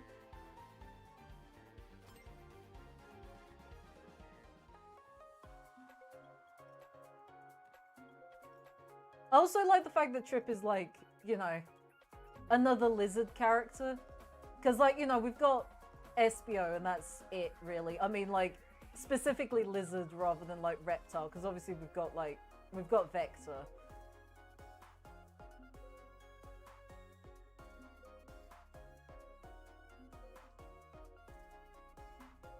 I also like the fact that Trip is one of the first Sonic characters in a long while to get a super form who isn't one of the hedgehogs.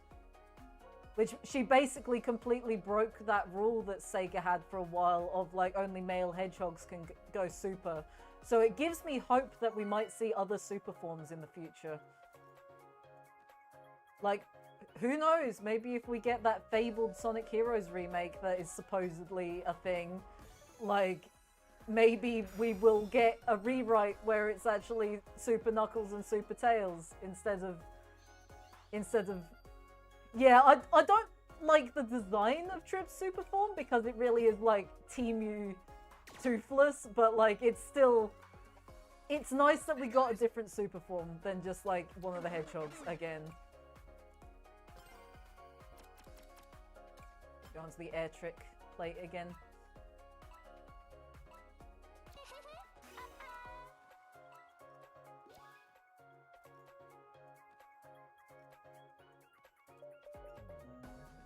Like, Trip's superform design is one of those things where it's like,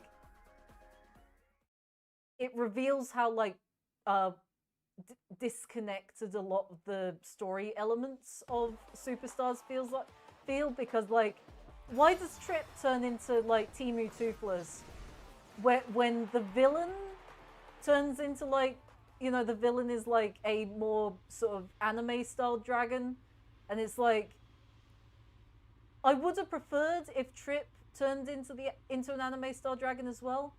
Also, complete bullshit that she's not the character you control in the final boss as well. Like, what do you mean Sonic does the final boss? Honestly, the like quote unquote story of that game is so not great.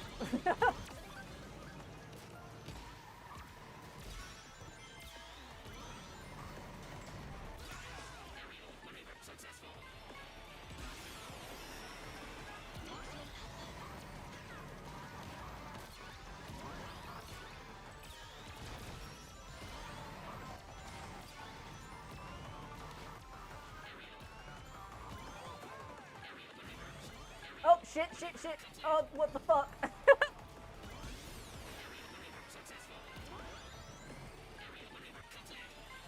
Yeah, I worked this out. I think it was the 14th Radical Highway remix.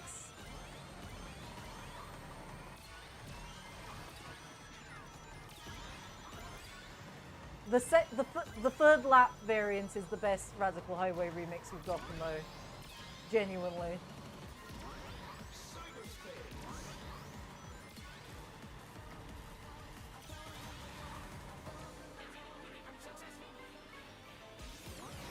Yeah, the story's it's because of how disconnected so many of the plot points feel to me that I don't like the story so much. Like all of the elements are good. It's just it doesn't stick the landing with a lot of them.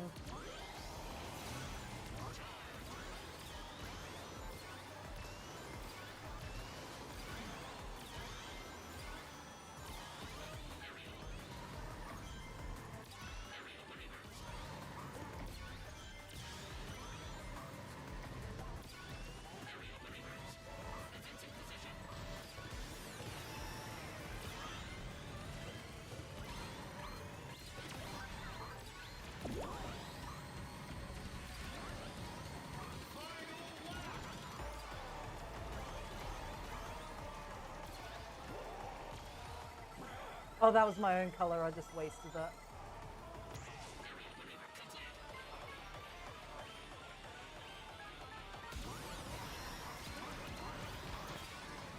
That was really well timed. Hell yeah.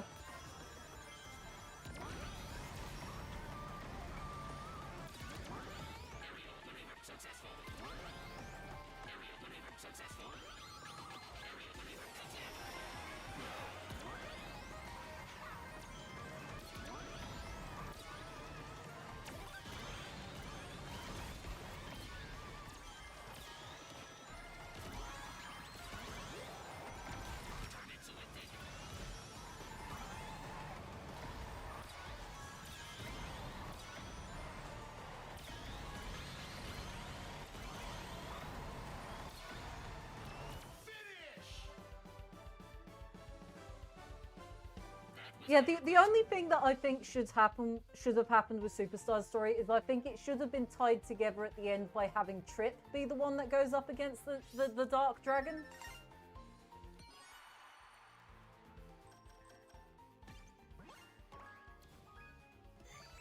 I don't know, it just for me, I feel like given her connection to the Dark Dragon, I feel like it can't Supersonic being the one who defeats it kind of overshadows her story in my opinion. Even if it was like both of them going up against it or something, you know?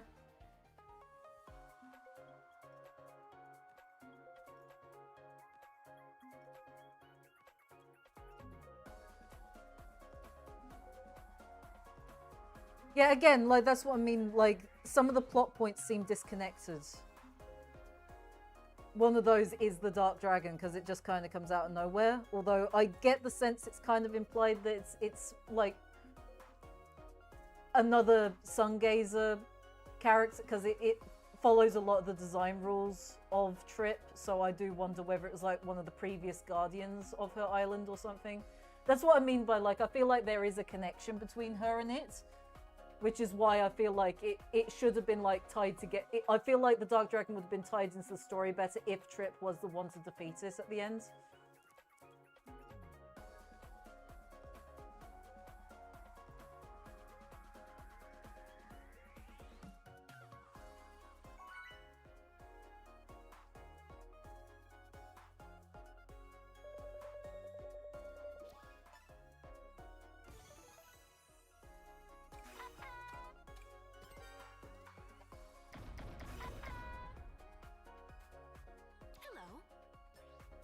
Logging on.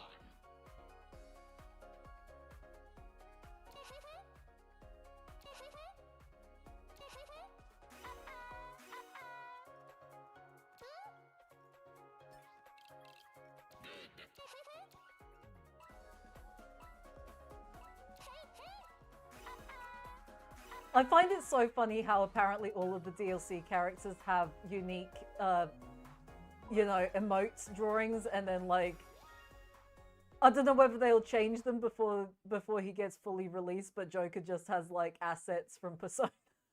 It's like, what? Why doesn't he get special treatment? Like,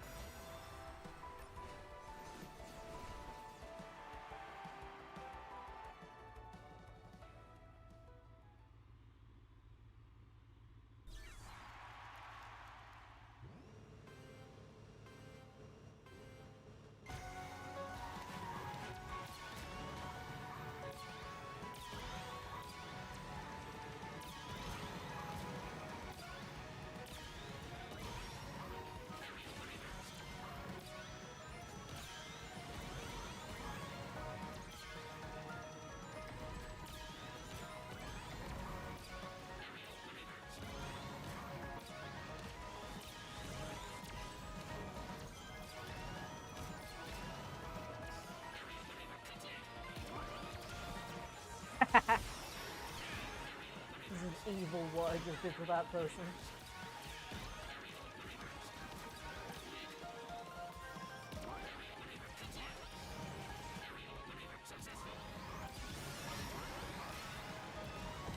That may in fact be another Australian on the track, given the use of that slang word. I don't think that slang exists outside of Australia.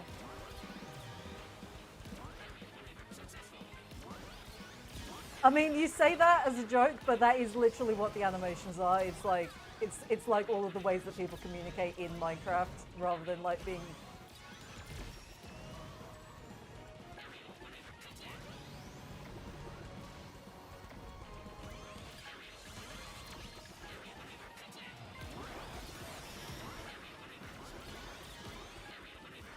Because the Minecraft characters are already able to be like, people have already like, you know, jailbroken them, so like, you can already play.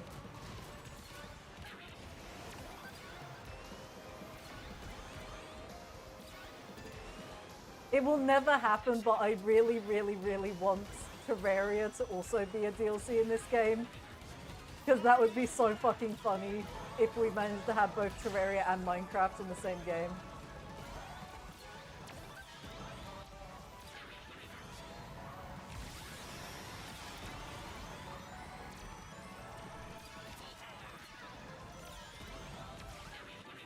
And speaking as a Terraria fan, like a very big Terraria fan, I would absolutely play as the Terraria characters. Honestly, like, when it comes to the Minecraft characters, that's like, you know, they're one of the few ones where, like, just using random sound effects actually does work.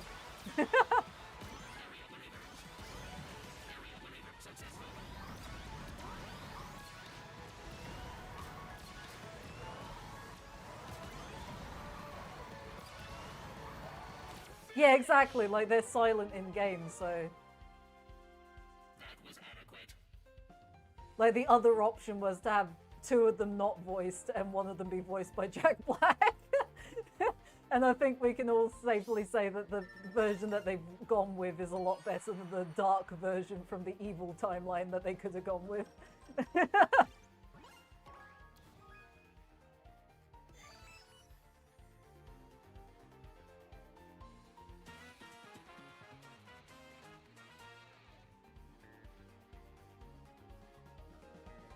Because, like, there is a timeline out there somewhere where the Minecraft pack for this game was based off of the movie version of Minecraft instead of the game version of Minecraft. No,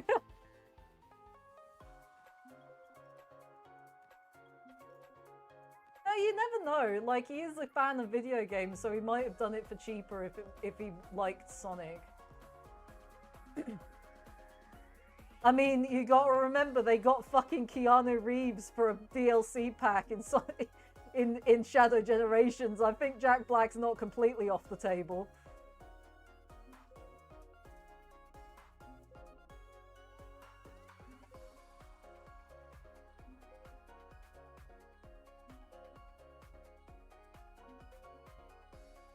I don't know, I thought Keanu did a decent job. I mean, he's not a voice actor, so it's better than other not a voice actor like lines I've heard in games. He at least clearly tried a little bit, you know?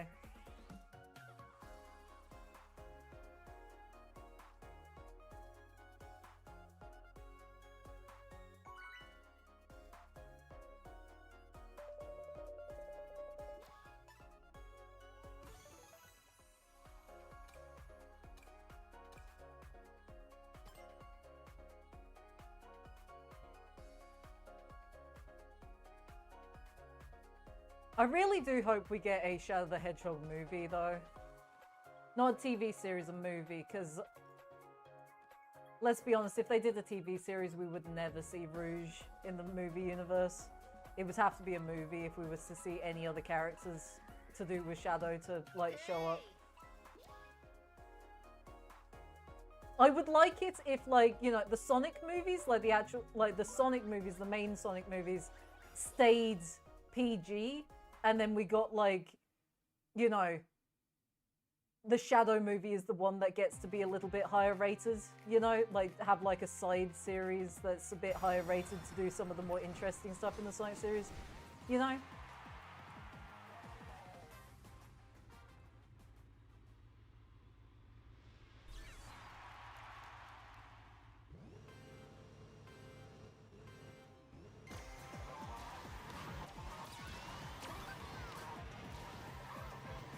Really messes me up how slow this mode is. I'm turning way early because I think I have enough speed to go around the corner, but I don't because this mode is so slow.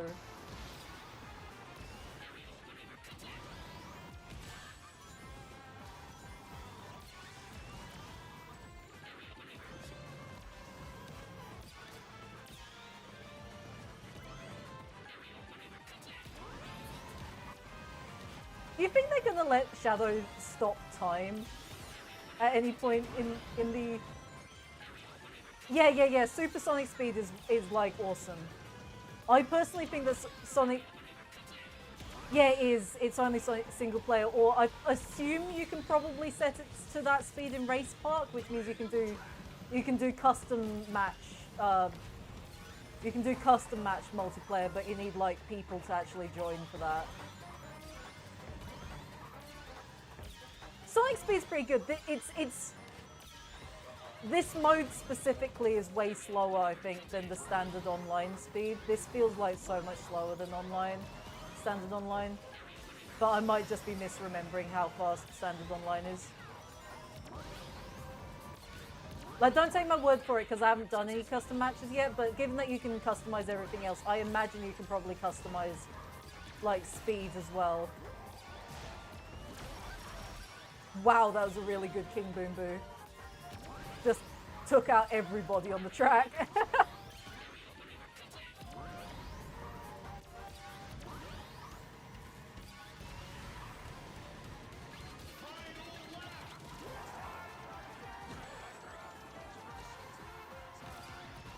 Of course, it taunts me with a shield immediately afterwards.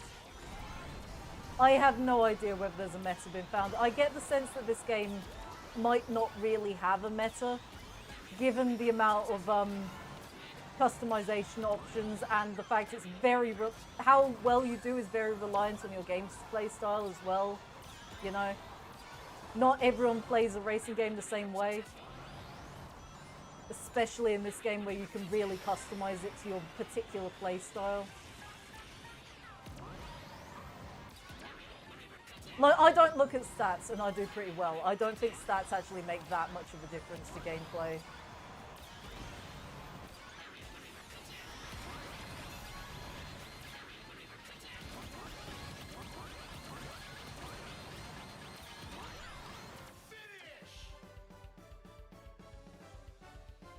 Inadequate performance. Like, I actually haven't looked at stats at all. Like, I made this car very quickly and wasn't looking at stats, I just picked cool parts.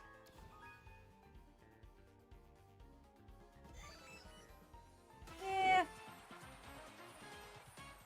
Again, it might be the meta for you with your gameplay style. Like, for me, I've got like a power character in a speed car. Like I'm not even bothering with like stat, like, what do you call it?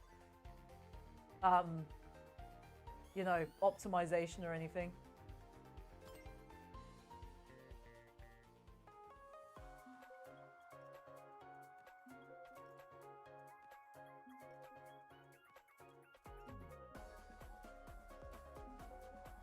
Like, a lot of the handling stuff is, like, it's just a case of, like...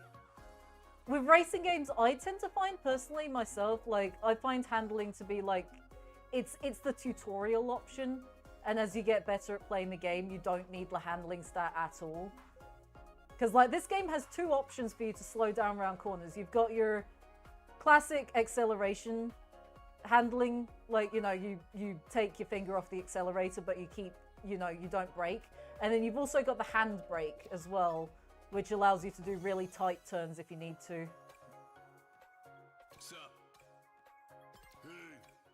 There's only a couple of places where you need to use the handbrake, but like the handbrake is there.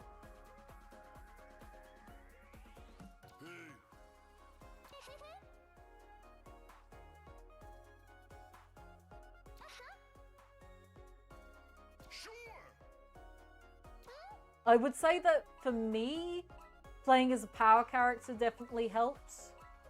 But that's just me.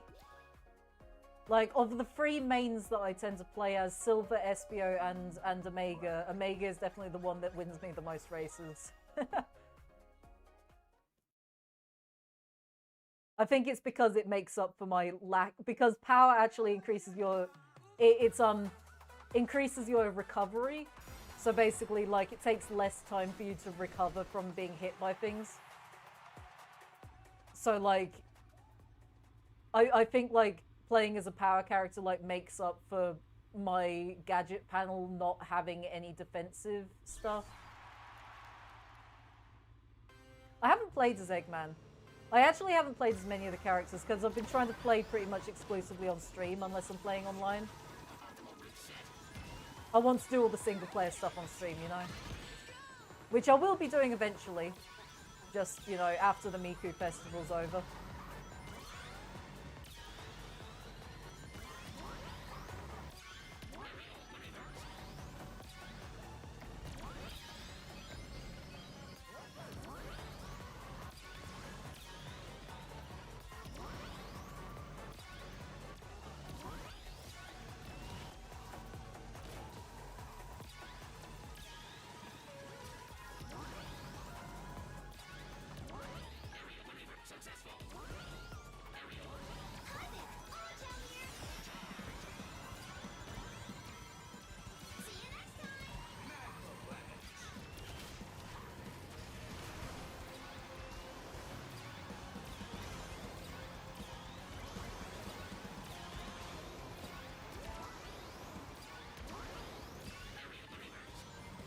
I will say something I really like about this game is how much the transformations actually matter.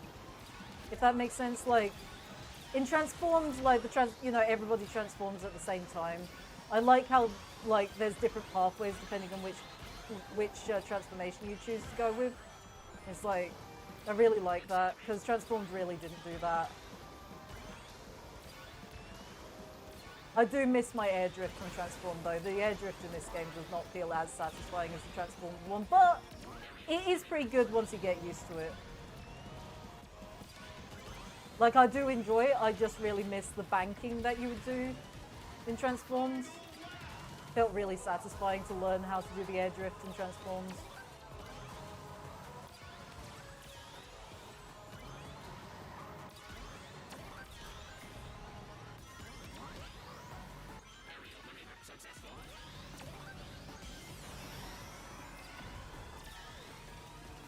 Please give me an actually good item game. Okay, I guess that's fine. Not very useful currently for me.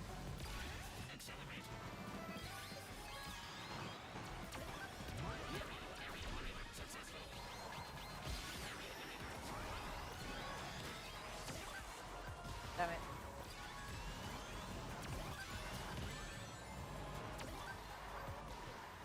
Well...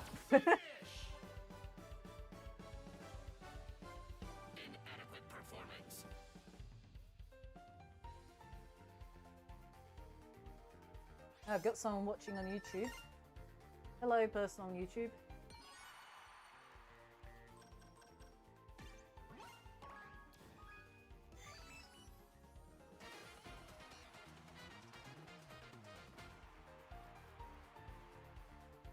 With how few viewers I have, it always feels funny to like point out when someone joins on a particular, like, one of the streams, because it's like, it always feels like I'm like pointing like one of those like very bright lamps in someone's face and being like, haha, you're in the spotlight now.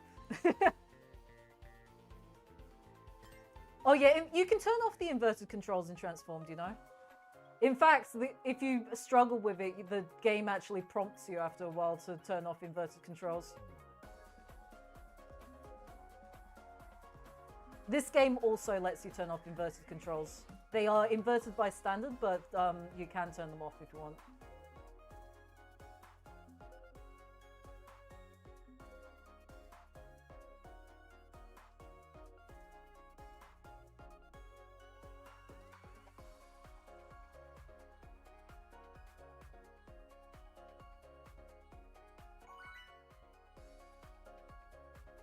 Matchmaking is a bit quicker today, and I think it might be because I started streaming a bit earlier, so there's more people online.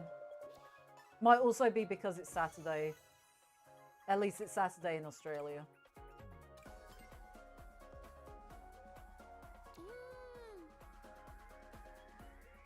I can certainly see as a kid, like, seeing the pop-up come up and be like, do you want to turn off inverted controls? And not knowing what the hell that meant, so you say no. Yeah. I remember one time I was playing Transformed with a bunch of people, and one of them was struggling really hard with the inverted controls, and then the pop-up came up, and it was like they were being shaded for being bad at the controls by the game. They were so upset that the game was like, you seem to be struggling. It was because the pop-up says you seem to be struggling.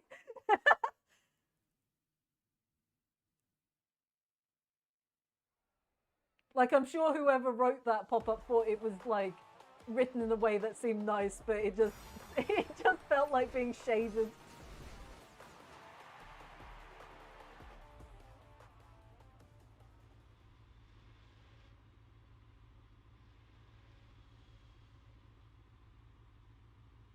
I actually have a theory that the reason why speaking of Transformed, I have a theory that the reason why they haven't revealed Knights yet is because they're gonna reveal them with a track. It just seems suspicious that they haven't revealed them yet, you know? They revealed Mega Man, who also got revealed when the physical editions were in the world. So I do wonder whether they're working on a Knights track. Like, I wonder whether some of the Sega characters are gonna come with a track. Because the thing is, the reason I bring it up with Transformed is because the fact that I don't even know how I managed to jump off there. I wasn't looking at the screen. But, like, the reason I bring it up when I bring up Transformed is because the fact that Transformed is, it has a Knights track called Dream Valley. And I do wonder whether they'll bring that track over to this game, because that track was very Portal heavy. And obviously Transform's whole gimmick is the portals, so it would make sense to bring it over. Yeah, I can't do uninverted flight controls. I was playing Tai the Tasmanian Tiger 1, and the final battle has a long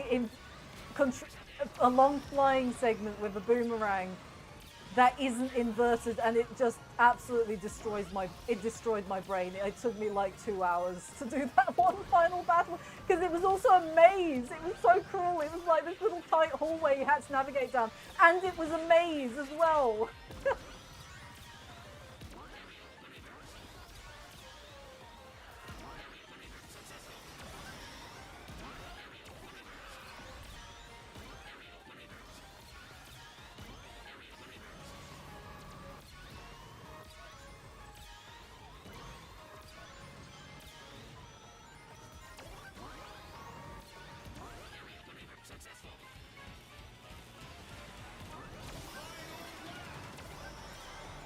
I like inverted controls because it makes sense in my brain mechanical-wise.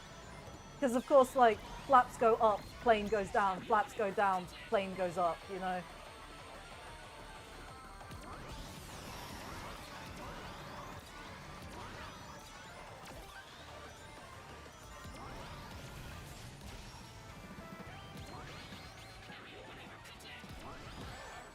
Wow, thanks, Boom Boo. That was such great timing. Oh, the yeah, okay, yeah, I get what you mean with that. I mean, I think I do usually use inverted camera controls. I don't usually, like, bother with controlling the camera in games anyway, so I probably don't even notice.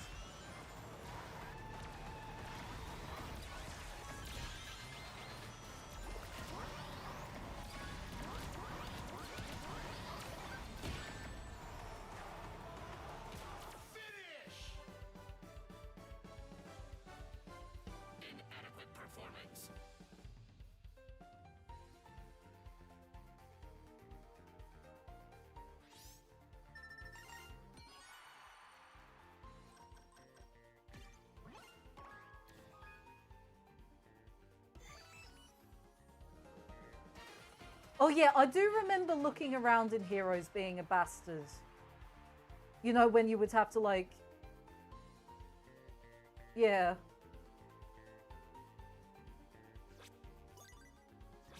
And I remember aiming with the, when you were in... Like, I remember in 06 when you had to aim, like, items when you were playing as Tails. That was...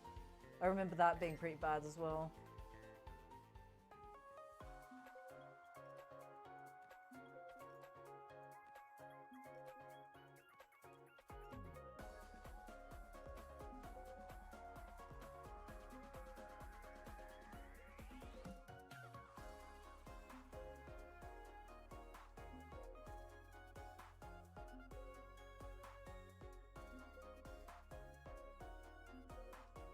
I think I have Heroes on PC natively. Like, I actually have a legitimate copy of Heroes on PC, and I'm pretty sure you can change those camera controls in the settings. Not in-game settings, I mean the outside of game settings, the configuration settings.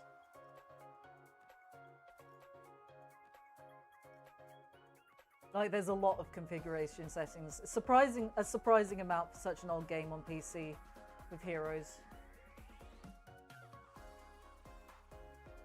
But I don't know many people.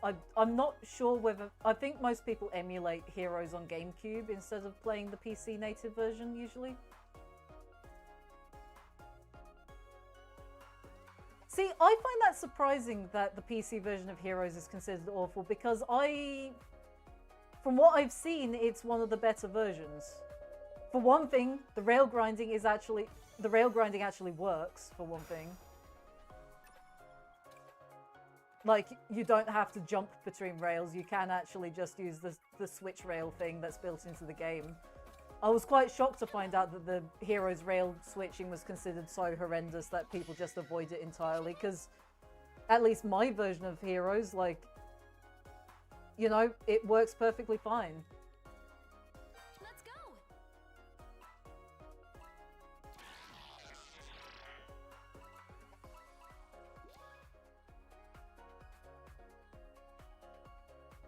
But, like, I don't have the original Heroes release on PC. I have specifically the European version that was released. I think the collection that I have, the Sonic PC collection, was only released in, like, Australia and a couple of other countries. And it was released a couple of years...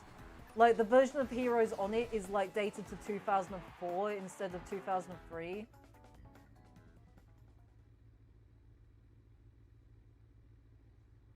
So it seems to be a slightly later version of Heroes. So I don't know whether there's two PC versions or something because of that collection. Because I also have Riders natively on PC as well from that collection. And supposedly Mega Collection Plus, but I've never been able to get that fucker to work.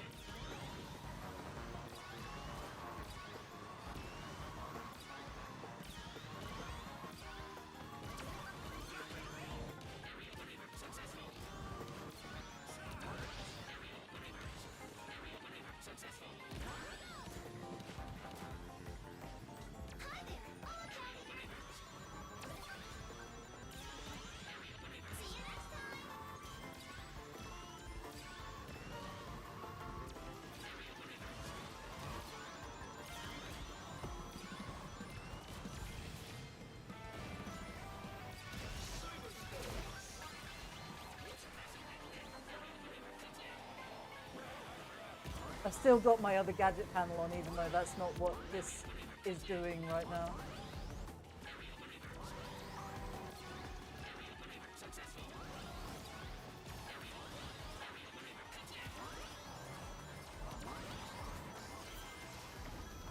Where are you going, Omega? That's not the direction I'm telling you to go. What the fuck is happening? I just did not have control over the character at all. I have no control. What's going on? Okay. Well, either that was my controller or something just completely fucks up with the game.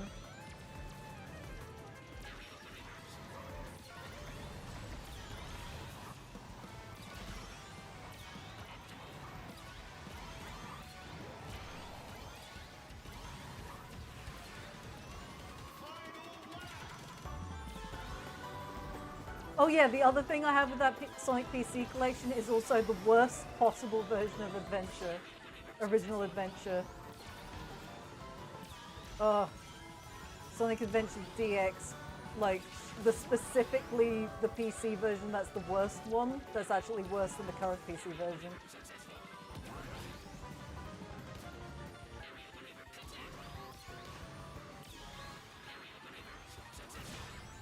But...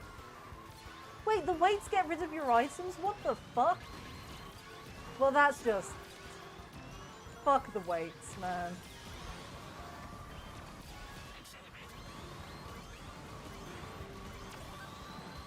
Finish!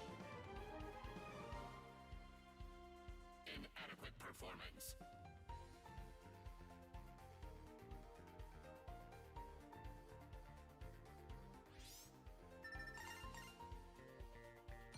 Well,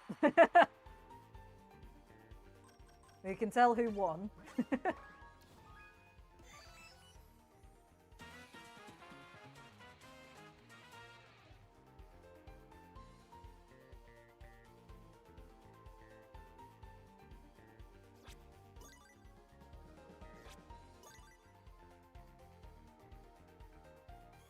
I actually can't believe that I was keeping the lead that whole time when my gadget panel's the worst one that I have.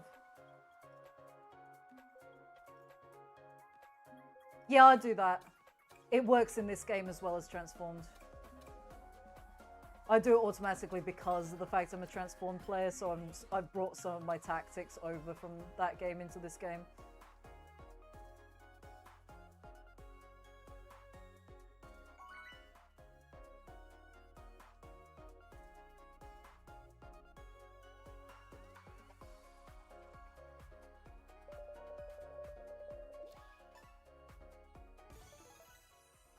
In this game, it doesn't give you as much of an advantage as Transformed. Actually, Crystal Mind, haven't seen that one today. But like, it does, like, it still, you know, it still gives you a bit, and especially when you're doing the air trick, like, modes in the festival, it definitely helps. Oh, that one person with only 2 people. Or is that only one person? Or, like, is... Maybe I am insane, there's nobody behind them. No, there was someone behind them. Now it really is just one person. Yeah, brother, I have, I can beat that one. I've got 750 something hours in the PC version of Transformed. It might actually be over 800 now, I haven't checked for a while. And I did used to play the Xbox 360 version as well when I was a kid. I completed the Xbox 360 version about 4 times. So God knows how many hours that was over my, like, childhood.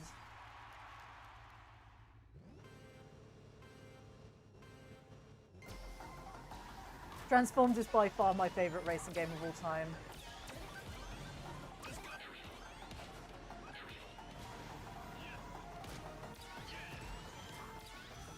I've never really found anything that scratches the same itch as Transformed. It's one of the things that makes me want to learn how to do game dev specifically to make a Transformed clone, essentially.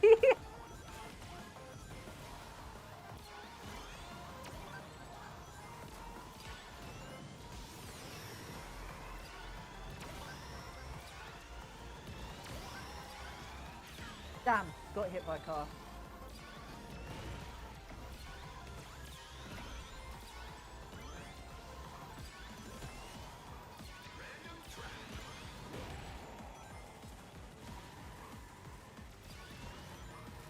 The PC servers are still up on Transformed. I don't know. I'm pretty sure. Yeah, Xbox 360 at least switched off their server. Like the actual servers for Xbox 360 shut down a while ago. But I don't know whether the servers might still be up if you play it online, like compatibility mode on a different console. I can't imagine the console servers are still up.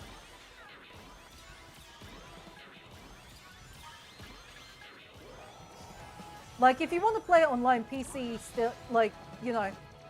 But I will say this. What's your graphics card on your PC? Because, Transform does not like RTX graphics cards, but there is a fix you can get online. There's a patch you can get, works perfectly. It's not a patch specifically for Transformed, but it works for Transformed. It's a patch. Yeah, I'd say actually the PC servers, they're probably dead now because of CrossWorlds being out, but like before CrossWorlds came out, this Transformed had like a massive resurgence in players for the last like couple of years. Like it was completely dead for so many years when I was playing it as a kid, and like suddenly that, you know, in recent years they've like, there was just so many people playing Transformed, like you could get a full lobby so easily.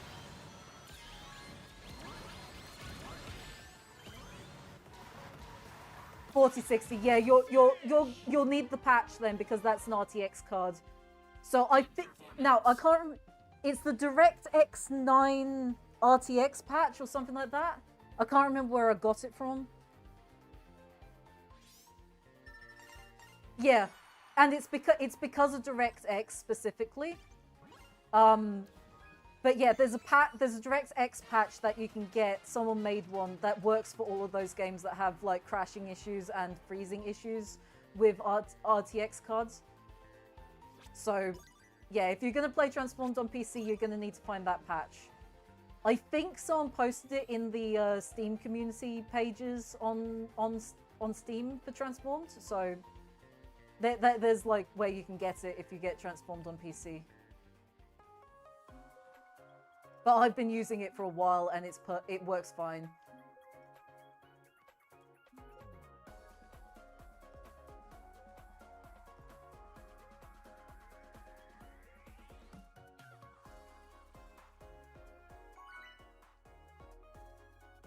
Yeah, I think Arkham Knight is one of the ones that patch was actually made for specifically. It just also works for like a bunch of other games that have the same issue.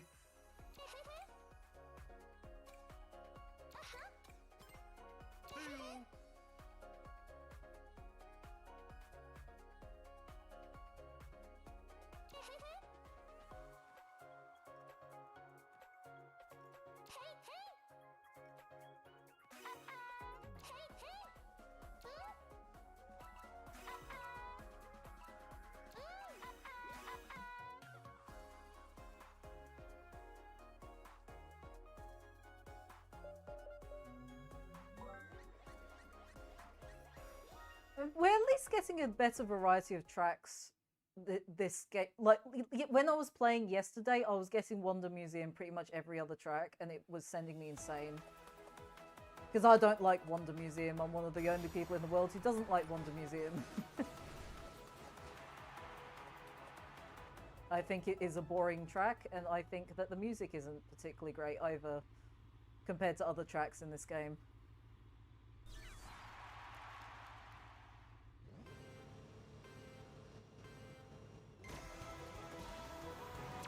Yeah, I can't believe you got a 4060 for that either. Holy shit.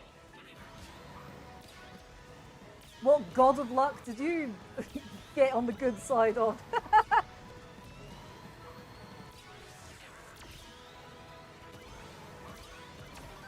I've got a 4070 and that cost me, I don't know how much it costs in American dollars, but it cost about $1,000 Australian.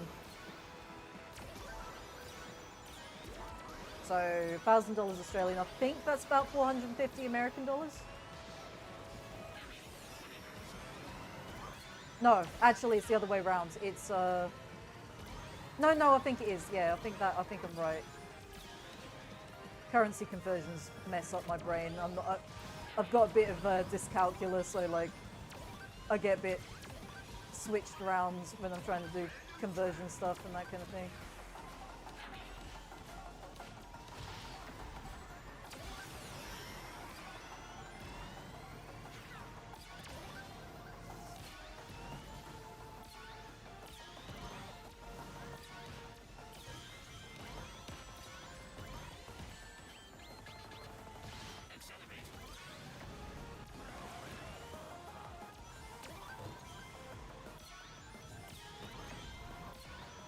That's insane. What the fuck? Yeah, like, we don't have the cheaper CPU, but we'll give you just, like, absolutely monster CPU for nothing. Holy shit. Was that the seller's first day on Earth? Like, what the hell?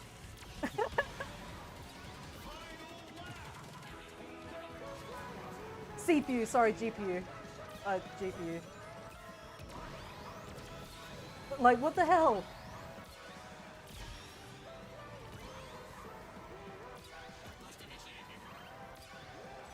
Like, see, I would be suspicious as to what had been done to that GPU before you got it.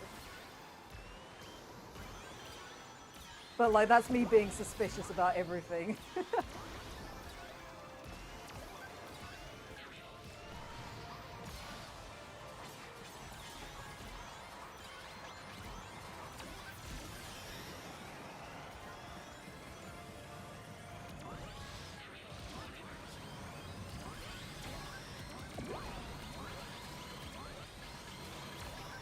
Jesus, that was a lot of weapons right at the end. Expected time frame not met.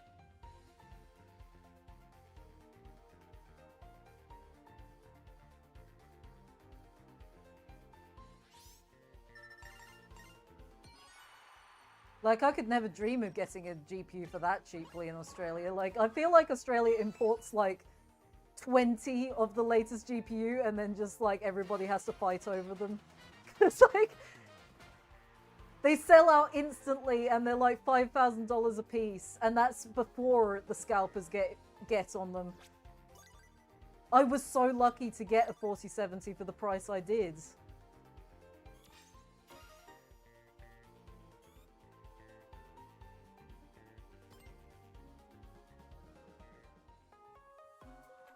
CPUs are a lot easier to get though. Because I got a really good CPU very cheaply because it was on sale. I got the fancy version of the 12,900K. I got the 12,900KS, I think is the fancy one, which is slightly better and it's a bit more expensive usually, but I got it for less than the standard one. I didn't want to get the 13 series or the 14 series because it recently came out just before I was buying everything to build my computer that the 13 and 14 series had a physical issue. So I didn't really trust getting any of the new Intel chips because of that.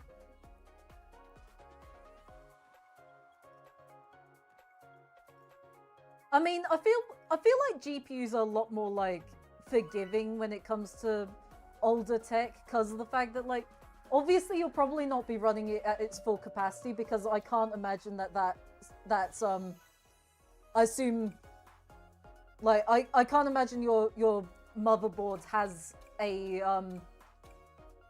Gen 4 slot on it, right? PCIe 4. It'll probably be running PCIe 3 like my old computer was.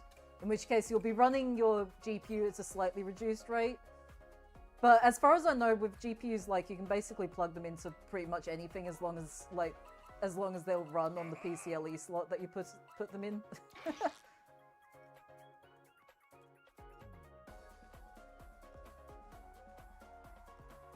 PCIe. For some reason, my brain like looks at it and sees it as PCIe, and it's like never left my lexicon to call it that.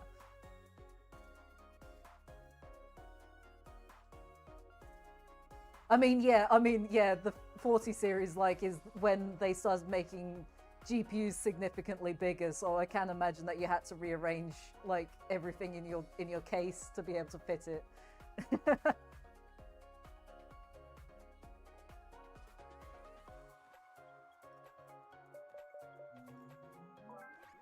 I deliberately bought myself just an absolutely monster-sized case so that, like, if graphics cards get even bigger, I still have enough space for... Like, if they add a fourth fan to graphics cards, I still have enough space for it.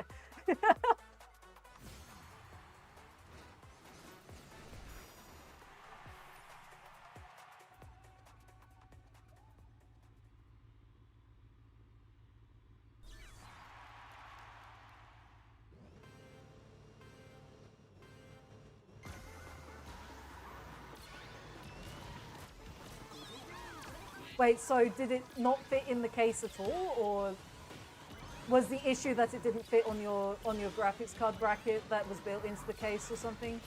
I'm trying to understand what the problem was.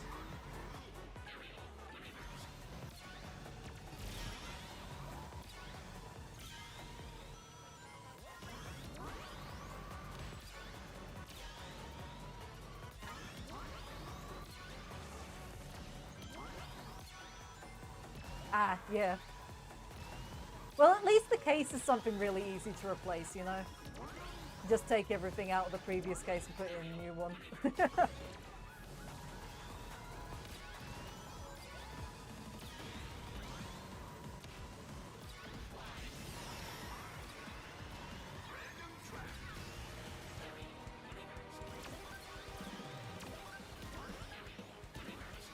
At least it'll stay nice and cool, I suppose. You've basically forced yourself into an open plan case, which, from what I've seen, open plan cases are literally just a motherboard with shit attached to it.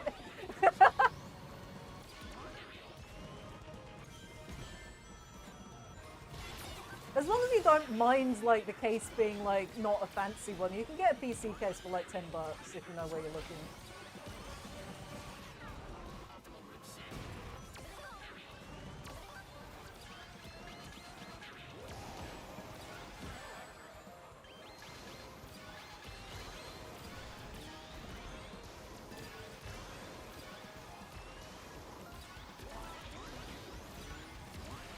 Yeah, usually cases, like, schematics will tell you what the, like, they'll have a user manual that you can look at before you buy, and it'll tell you, like, what the maximum size of a GPU it can have and all that kind of thing.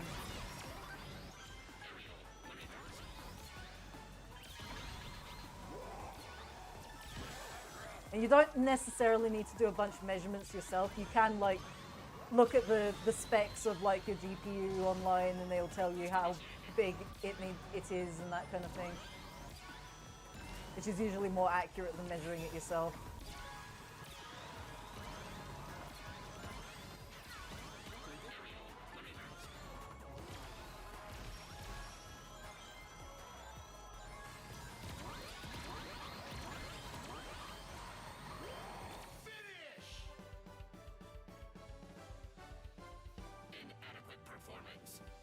Yeah.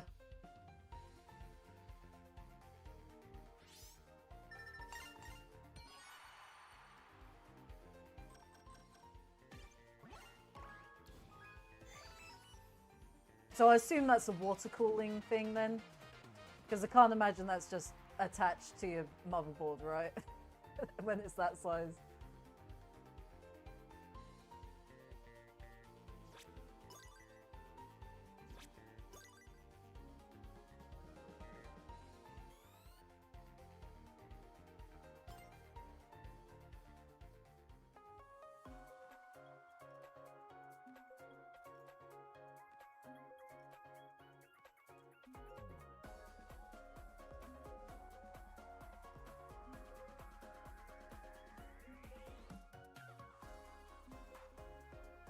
Ah, okay.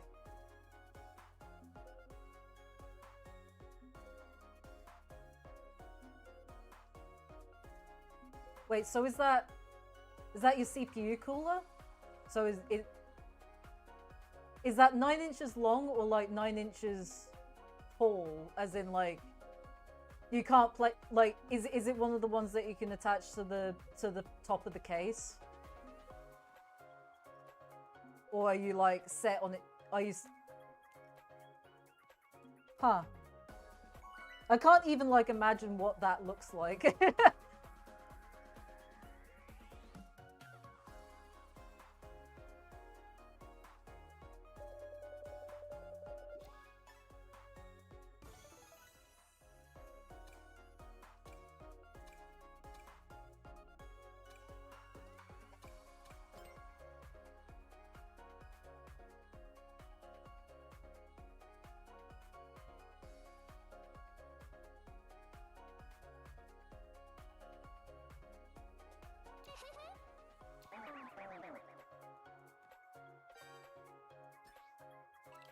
Logging on. Hello.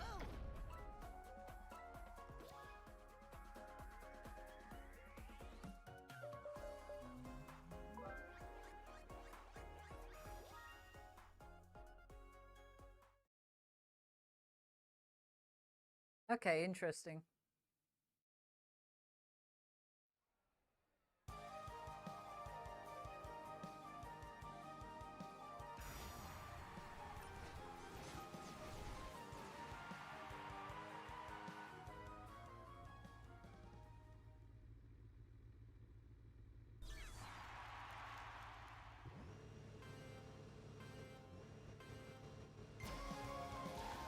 Because I'm kind of new to like PC building stuff, so I don't really know many of the like older or exotic parts. Like the PC I'm playing on right now is the first PC I've ever built for myself, so I kind of just went by the book.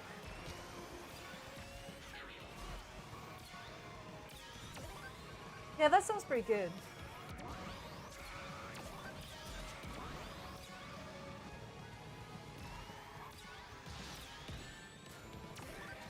Yeah, my PC, the motherboard temperature never goes over about 50. I start getting worried if it goes over 50.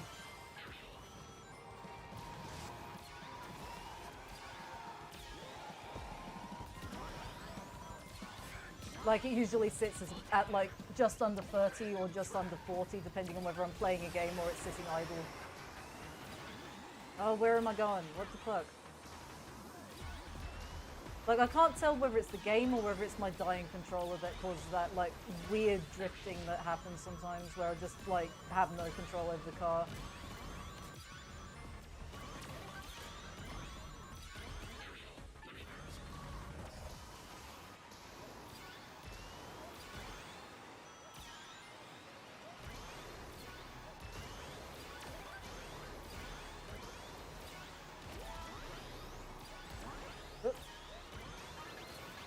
I will say the collision in this game feels really weird sometimes, where it will just like go ping and you just vanish off somewhere.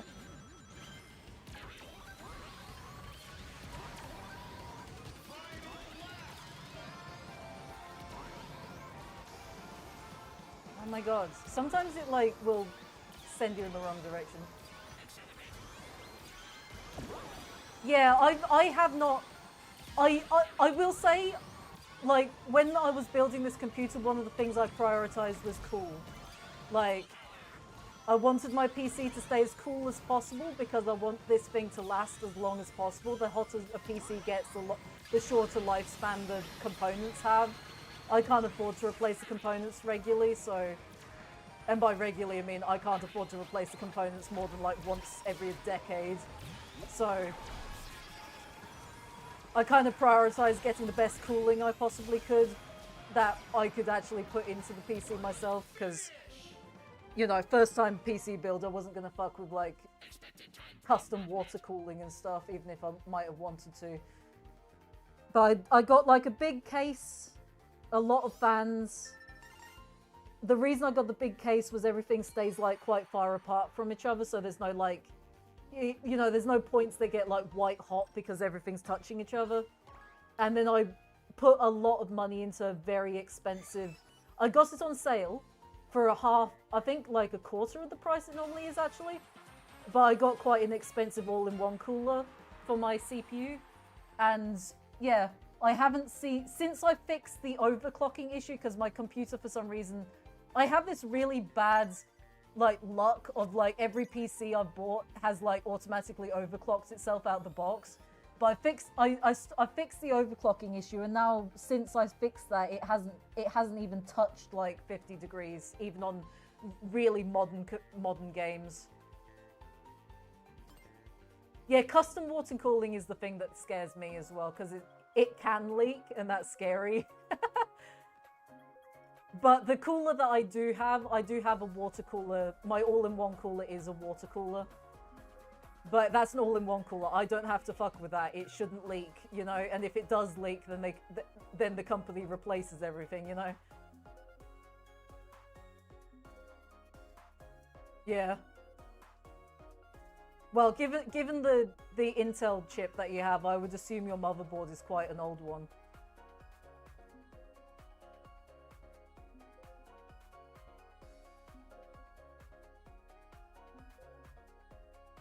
But yeah, for some reason, like, my last two PCs, and I think my laptop as well, like, they all were overclocked out the box. And I didn't realize they were overclocked until like, on my old PC, I found that games would crash randomly, and then I saw the fact that in the task manager, I could see that they were going over the base clock speed, and I was like, what the fuck is happening here? And then I realized that it had been overclocked out the box, so I went into BIOS and fixed all that. My new PC did that as well, and yeah, I haven't had any crashing issues or heat issues since I switched that shit off. Because overclocking is one of those things you only really do for, like, increased frame rates, and I'm someone, and this is probably, like, me admitting to being a dumbass, but I stay on 60 frames per second because I prefer being on 60 frames per second and getting a consistent frame rate than having a high frame rate, you know?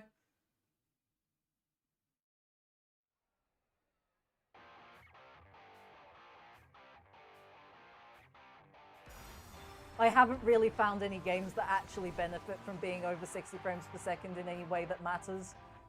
So, you know, I'm kind of old school and I stay with 60 FPS.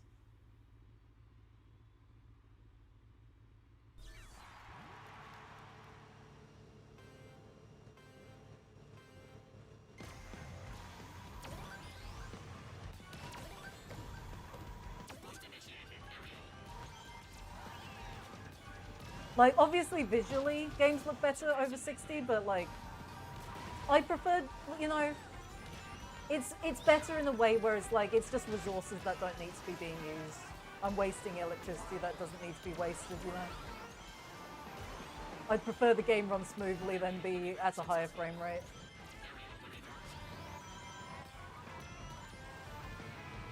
Because I notice frame drop, like, on, like, high frame rates way more than I care about 60 FPS being a bit, like, you know, lower ends these days. Oh, shit.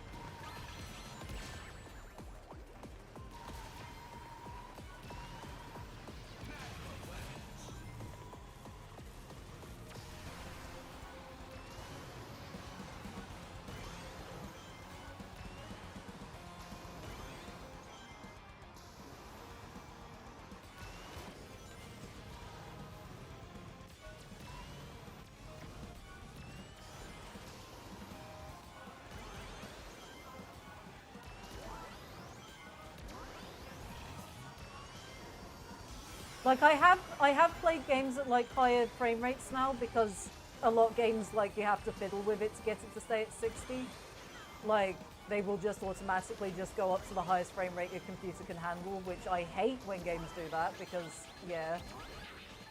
And, like, yeah, things are smoother. Like, you can see, like, a visuals, like, it is a lot smoother, but at the same time, it's like, it's not that much smoother. Like, it's not amazing. It hasn't ever blown my mind to be on anything over 60, so I just, like, stay with 60.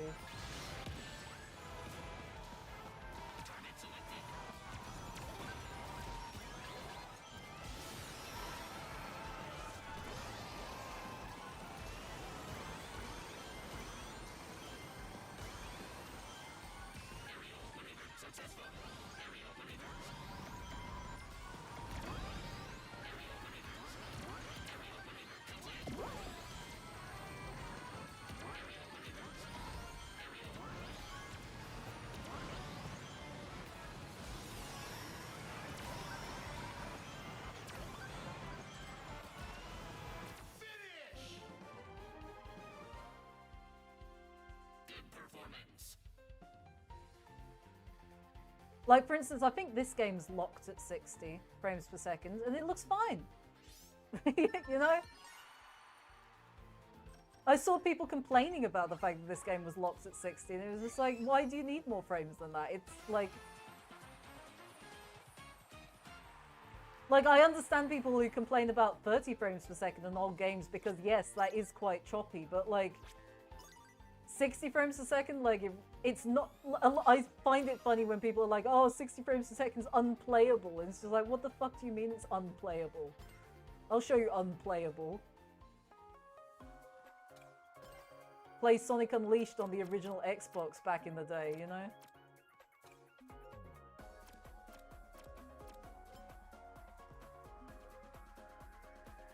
Not the original Xbox, the Xbox 360. I meant the original console it was out on. I think an original Xbox would explode if you tried to play Sonic Unleashed on it.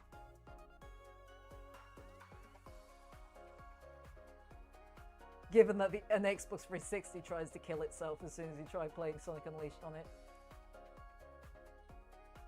At least, like, the original run of Xbox 360s, the most recent Xbox 360s you could get, like, I have one of the, like, the end game Xbox 360s that look like an Xbox One, but with Xbox 360 written on it. Like, and that one actually runs the game pretty alright. Not great, but alright.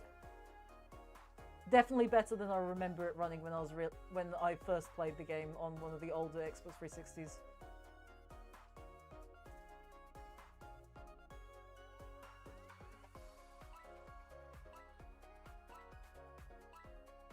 Yeah, I think that's what it is. Like, people have gotten used to, like, the extreme visuals.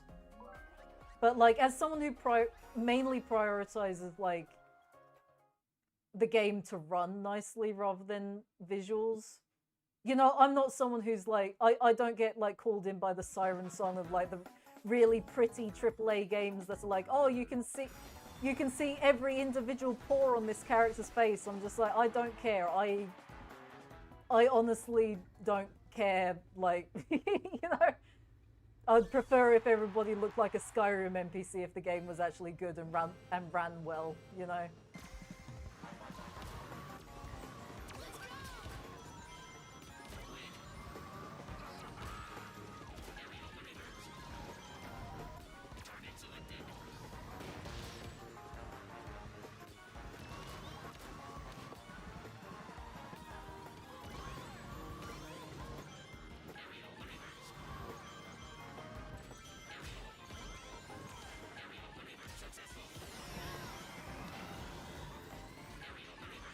Yeah, I mean, I think that's the case for everyone of, like, you know, the 90s and early 2000s generation. Like, consoles didn't run on anything faster than 30 frames per second back then, and also, like, your TV wasn't going to be, like, if you lived in Europe, your TV was even slower than that frame rate wise.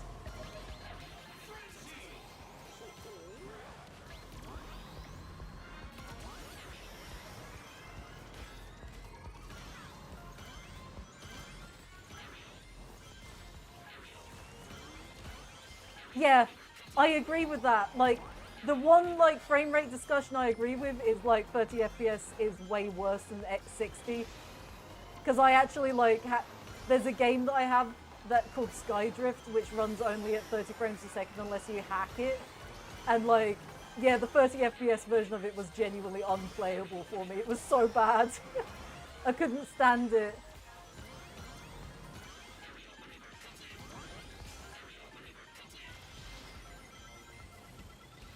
I feel like I don't notice it as much on old console games, though.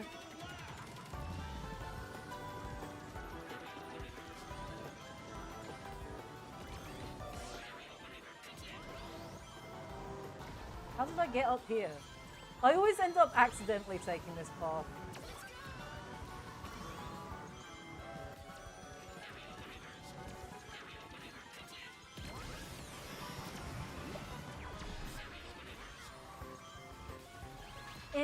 I mean, I've played games at 240 frames per second, and it really is just like It's slightly better than 60 frames per second. It's slightly better, you know, like it's not even like, it's not a massive step up, it's like reaching the point where the human brain literally can't register more frames than that. Inadequate performance.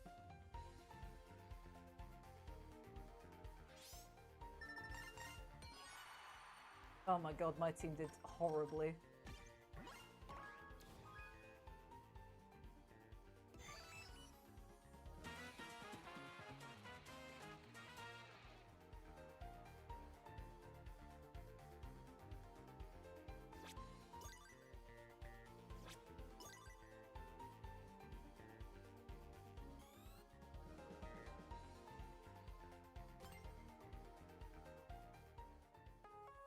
I will say, like, with resolutions, I do understand, like, 2K, I have a 2K screen now, and I'm like, I do like the 2K screen more than the other two screens that I have now.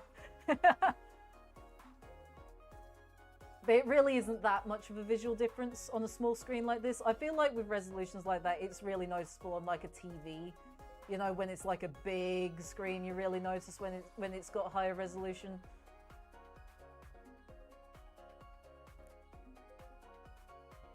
But then again, most stuff on your TV is going to plug in with a HDMI port, and most HDMIs only do 1080p anyway, so it doesn't make that much of a difference, because in fact you're only going to be putting an output that's 1080p onto it in the first place.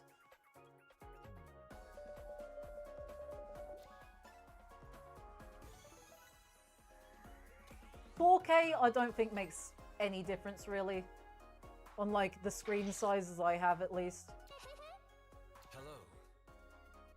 Like, I've seen 4K screens in shops and stuff, and it's like, okay, it looks exactly the same as the 2K screen next to it that's $1,000 cheaper.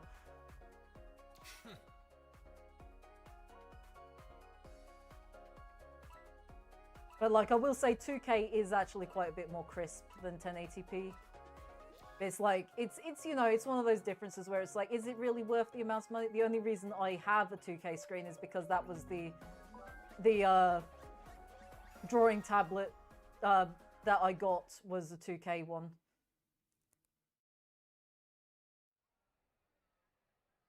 But that was just because those drawing tablets were standard at 2K rather than because of the fact that I specifically wanted 2K, you know.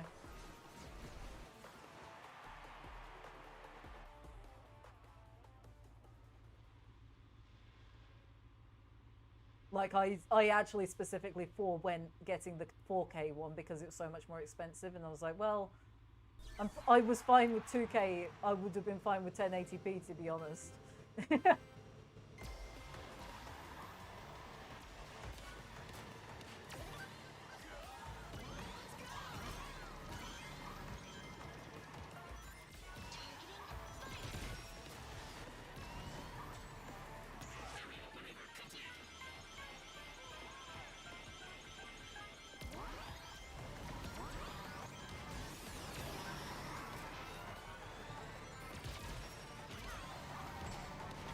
Damn.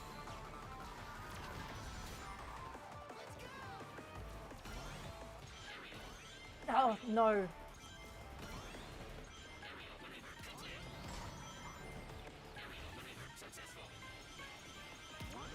It does. It's because it's actually more like, what do you call it, faithful to what Radical Highway actually looked like in Sonic Adventure 2. Like, this looks like a direct, like, upscaling of it. It's not, but like it, you know, you could convince me it was.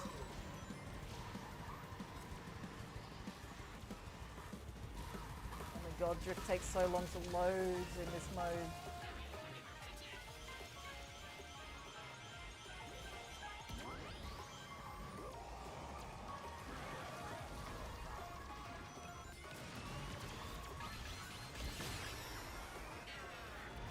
I mean, yeah, error. How the fuck did that happen? What? I got, like, smacked off the track through a wall. Yeah, I didn't like the visual effects. Like,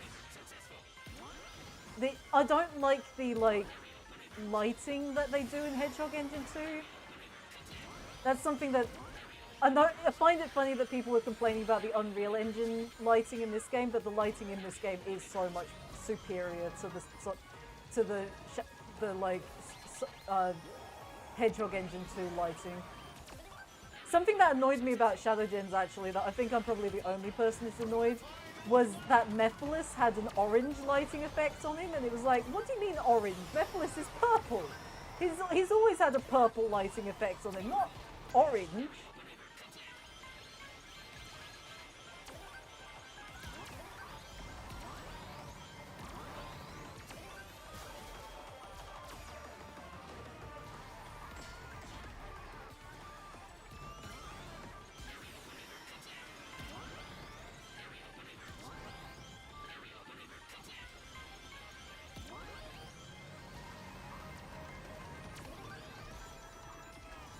Yeah, I saw that mod.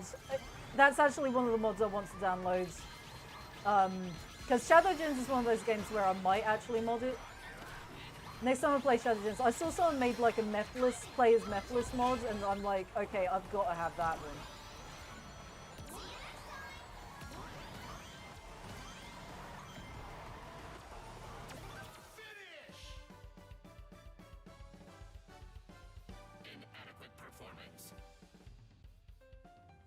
Oh god, my team did so badly.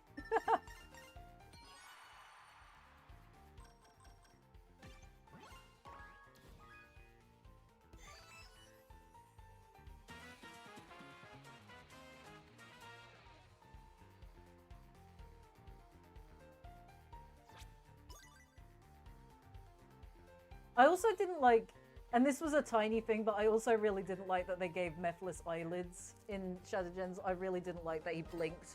I always thought it was really cool that he didn't blink at all, ever. You know?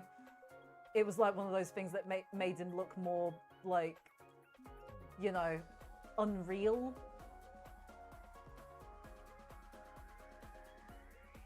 He blinks briefly in the bit where Shadow defeats him, when, you know, when Shadow kicks him into the ground, like, just before Shadow slams him into the ground, he, like, blinks as he turns around. The other thing I didn't like about Mephiles' fight was the fact that why was the character who has control over time, canonically, why is he affected by Chaos Control? He shouldn't have been affected by Chaos Control. Like, they got, you know, they remembered that Neo Metal wasn't affected by Chaos Control, but they forgot that Mephiles was the god of time, like, somehow. Okay. I don't mind the new voice, though. I think the new voice fits Mephiles. At least the version of Mephiles that we got in Shadow Gens where he was desperate, you know? Because he had a different style of character in Shadow Generations, and I think the new voice works for, you know, the version of him that we had there.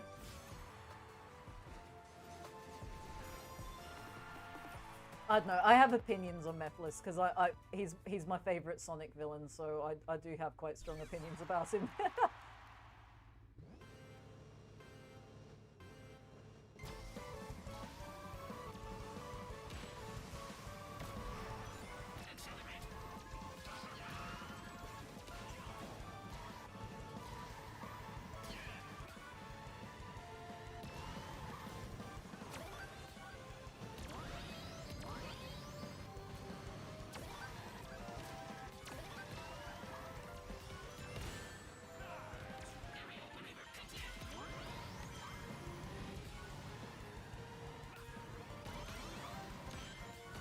Yeah, did you just see the... Yeah, it is, isn't it? It looks like they just... I do wonder whether Mephiles' model in that game... Because it is just the 06 model, apparently. But I do wonder whether he was, like, made by using Shadow as a base with Shadow's animations. And then they just gave him eyelids because Shadow has eyelids. You know?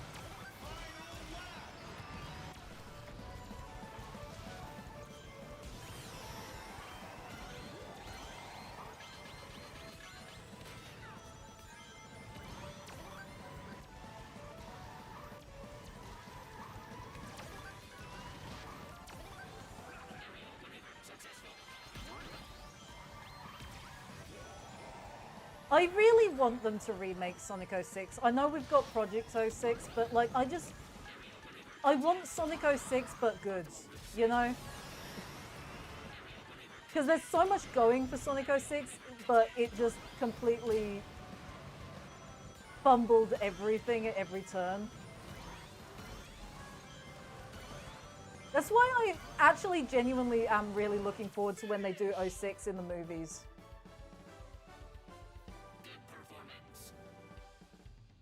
I genuinely think that the movie version might genuinely top the original version of Sonic 06. Because the original version of Sonic 06 is like, you know, it's got so many issues story-wise and also gameplay-wise. So it's like, I think the movie version would only improve on what we've already got, you know? Oh, it had the points-up thing as well. Yeah.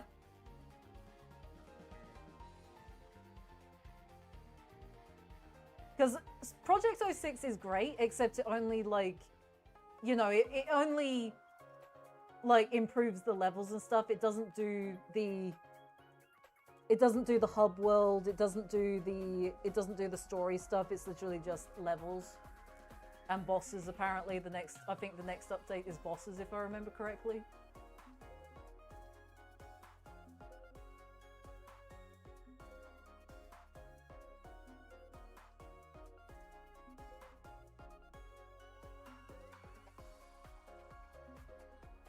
Yeah, I remember that there's a bunch of DLC levels with 06.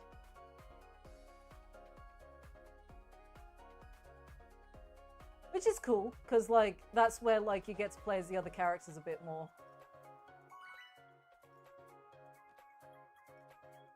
They might not be good hubs, but they are still part of the experience. And, like, you know, this would be with the assumption that if someone was going to be, like, making a version of 06 that has the hub worlds and stuff, they would be improving everything, you know? The hubs would be better. For one thing, not make you wait for a loading screen and shit to get to the other part of the hub world. Just have them all connected together so you can just run straight through them. Make the forest area actually have anything in it instead of just being a giant wide open space with, like, 2 people standing in it. Yeah, exactly. That's literally what I just was saying.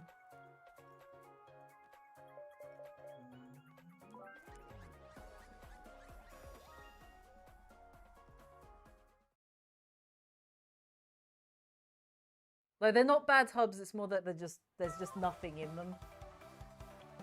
And no, all the little mini games don't count because all the mini games were shit. The only saving grace of, like, all the NPCs in the hub worlds in Sonic 06 is Sonic Man and also the pigeon you can talk to.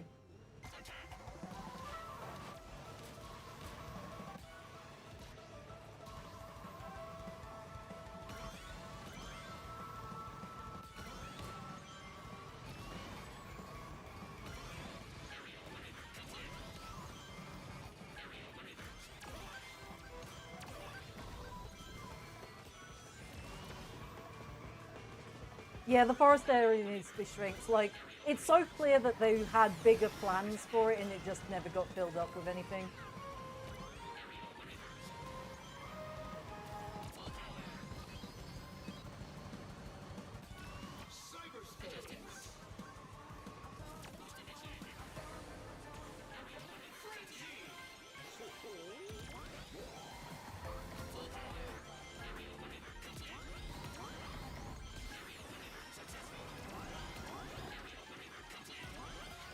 Oh shit.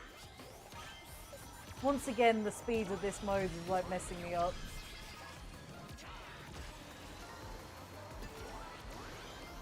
In fact, it's so slow, so I keep turning too early for things.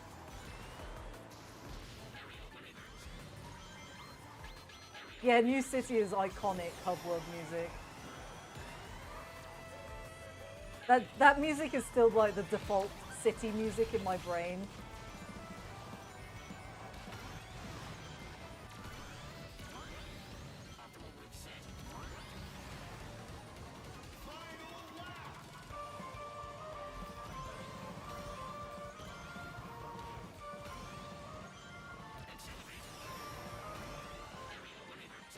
Something else they'd need to get rid of in a 06 remake is just get Blaze out there. What she didn't do anything in the game. Like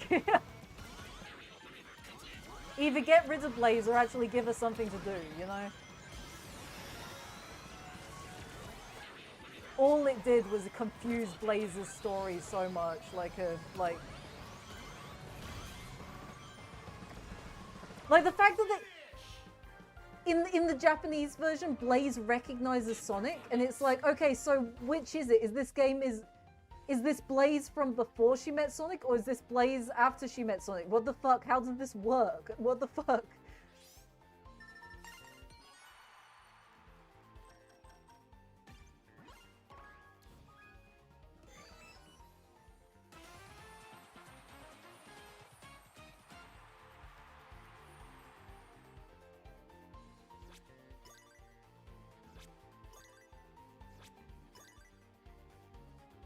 I didn't even realize I had a win streak going.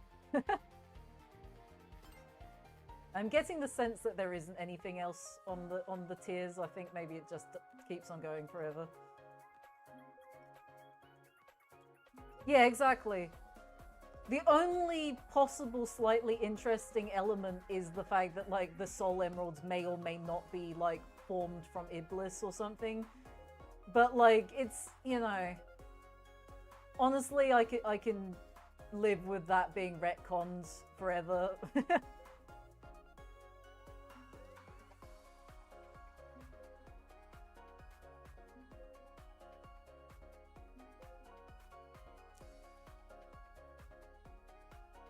Like, I reckon Silver should have been on his own in the future.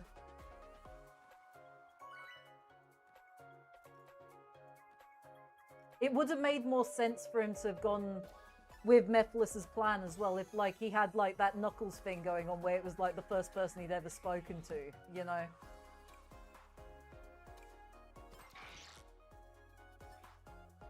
Logging on. Sure.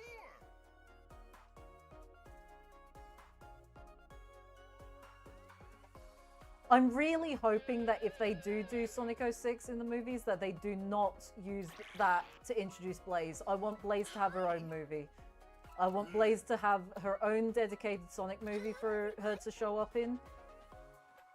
I think Blaze deserves to have a solo movie, you know, not a solo movie as in it's like, you know, her own movie full stop, but like, I need Blaze to be like, that's the character that's introduced in this Sonic movie, you know?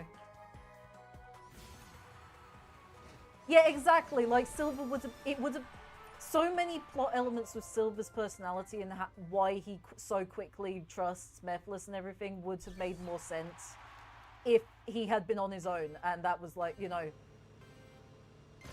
that was like the first hope he'd ever had because he'd never met anyone before.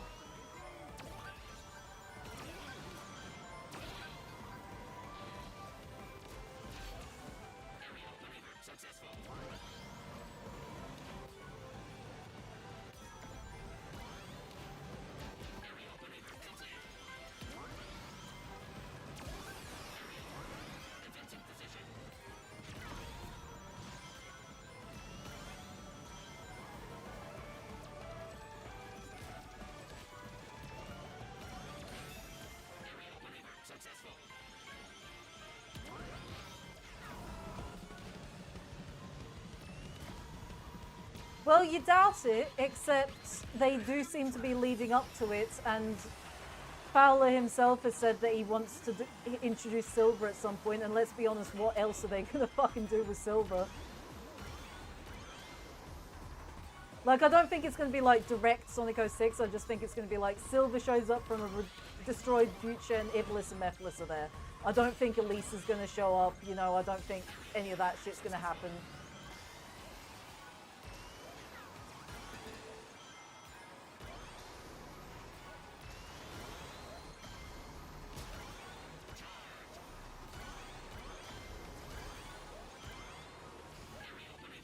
Like, they've already established Iblis, you know, Jeff Fowler wants to bring Silver in. Silver is a very popular character with people who are outside the Sonic fandom. Yeah, I mean, that's one of the reasons why I'm on such copium about whether they will ever do a Sonic 06 movie, is because I want Mephiles on the big screen.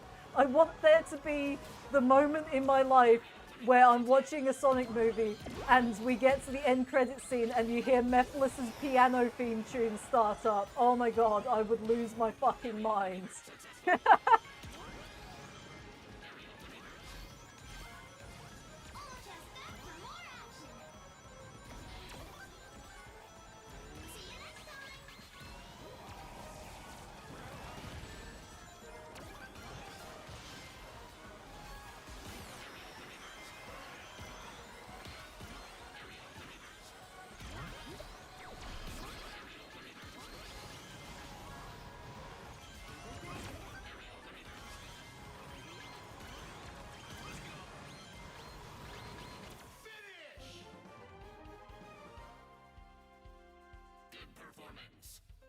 I also, another villain I desperately, deeply want to see on the big screen, Chaos. Chaos needs to happen. I want to see perfect Chaos with movie-level water effects. Oh my god, that would be so awesome.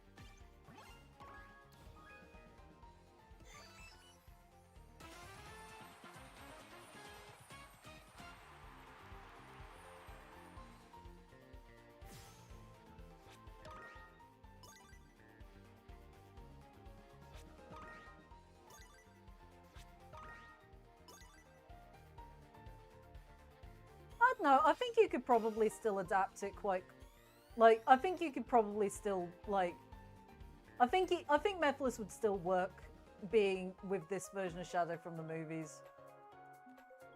Because, you know, this version of Shadow from the movies has an insecurity about people being scared of him for being too powerful. That's something that Mephiles could easily play into.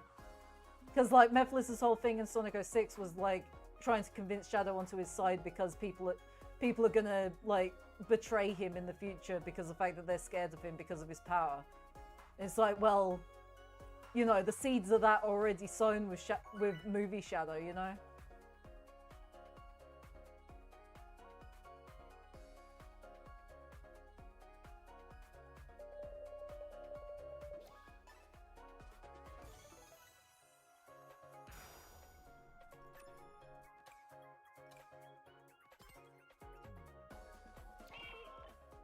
I think what I'm going to do is I'm going to get up to 2,000 points on this, and then I think I'm going to sign off, because I'm starting to hurt sitting in this chair for so long without moving. Oh yeah, Shadow in 06 is like the perfect version of Shadow in my opinion. Like, I'm saying this as someone who grew up with 06, so like that was my first introduction to Shadow as a character before watching Sonic X. I didn't have access to Sonic Adventure 2 when I was a kid, so that was kind of like the order in which I found out about Shadow was I played Sonic 06, I watched Sonic X, I played Sonic Heroes, and then I played Sonic Adventure 2. So basically the complete backwards timeline. But yeah, 06 Shadow is like the perfect one because he's so introspective and, you know, he's not rushing into things, and he's self-assured, but not in like the snidey, unpleasant way that he is in the current Sonic series. I really don't like how they've turned Shadow into Vegeta, but also like not at the same time. They haven't added any of the good elements of Vegeta's characterization to him. They've just made him annoying. Like,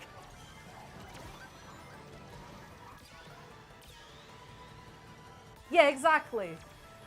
I know people sort of go, Shadow would never work with Gun. And it's like, yeah, except Shadow has made peace with his past. That's like the whole point. And he's also made peace with the current guy who owns Gun in the series, you know? I really wish they'd done more with Shadow and the Gun Commander, like, knowing each other and being alright with each other and that kind of thing, you know?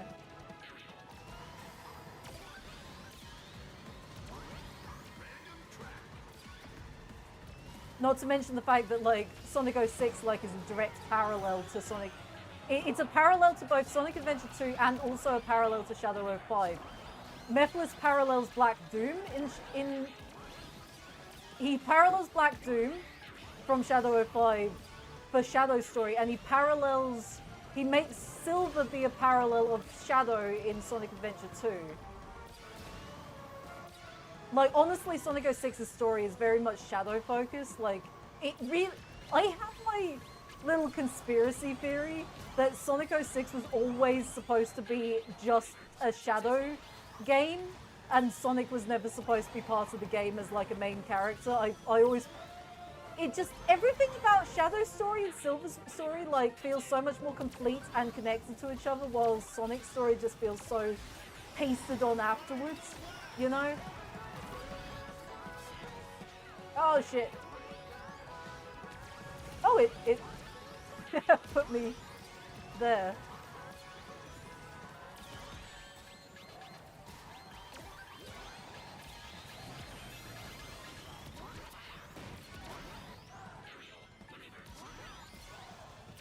Oh, shit.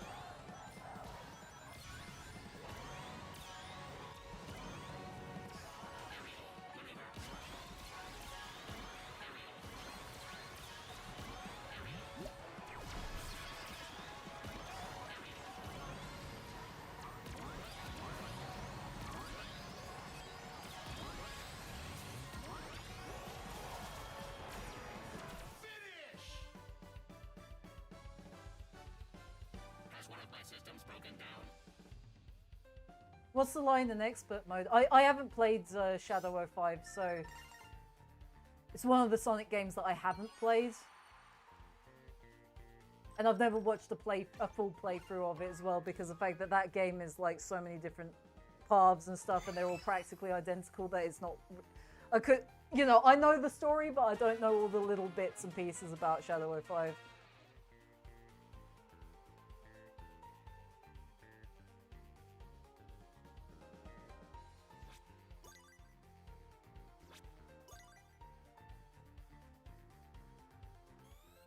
Oh, almost at 2,000 points. Apparently people online already have like 5,000 points and stuff, and it's just like, what, do you people sleep? Like...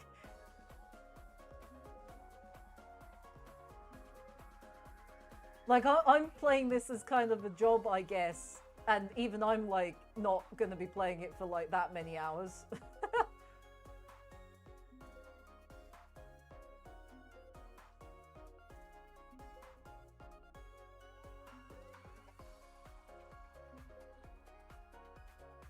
I mean, I call this a job. It's more like a hobby right now. I hope it can grow into a job eventually, but like right now, it's just sort of like it's in its baby stage, you know. I really need to add more expressions and stuff to my PNG tuber. I basically finished it enough so that I could play the Miku Festival without like having nothing on the screen. But I will be adding more to this character. I mean, you can probably tell that it's not, like, the character's not shaded at the moment, and that's because I didn't have time to shade it. I also need to fix up my, my stream overlay as well, because that was very quickly put together.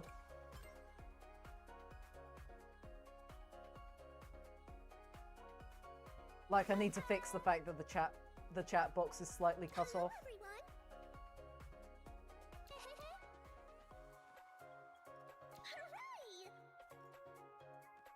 Huh. I didn't realize... So, is expert mode, like, canonically after the events of Shadow 05 main story? Is that the deal with it?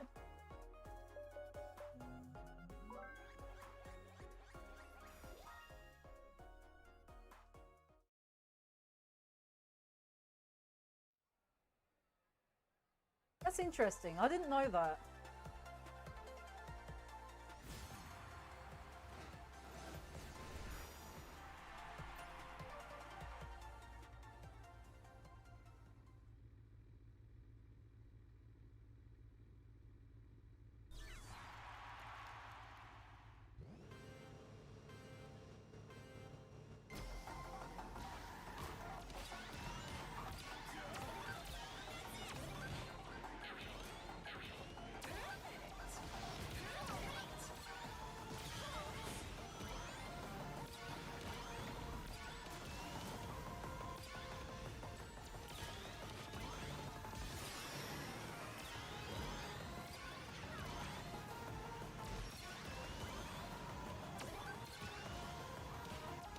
Oh, oh, no, don't take me this way. Oh, I don't know how to do that shortcut yet.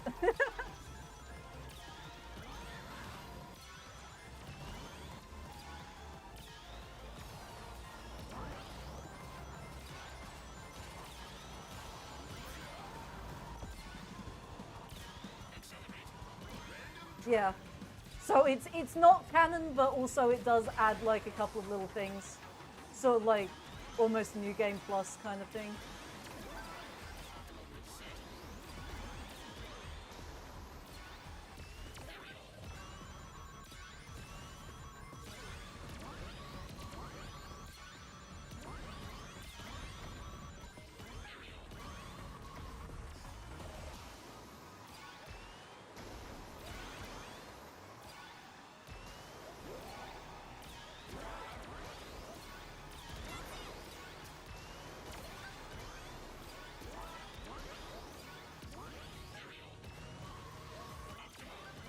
Honestly, Shadow 5 is such an oddity in the Sonic series. Not just because it's a Shadow game, but like the fact it's like it just seems to, you know, the fact it's like it's a choose your own adventure game essentially.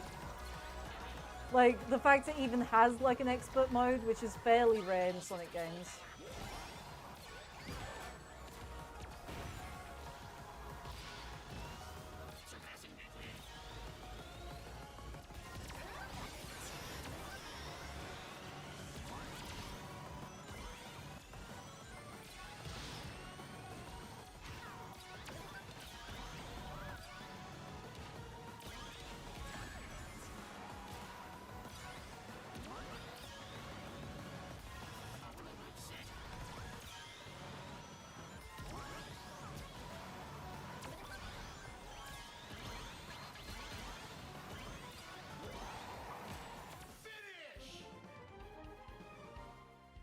How'd my team do? Adequate performance.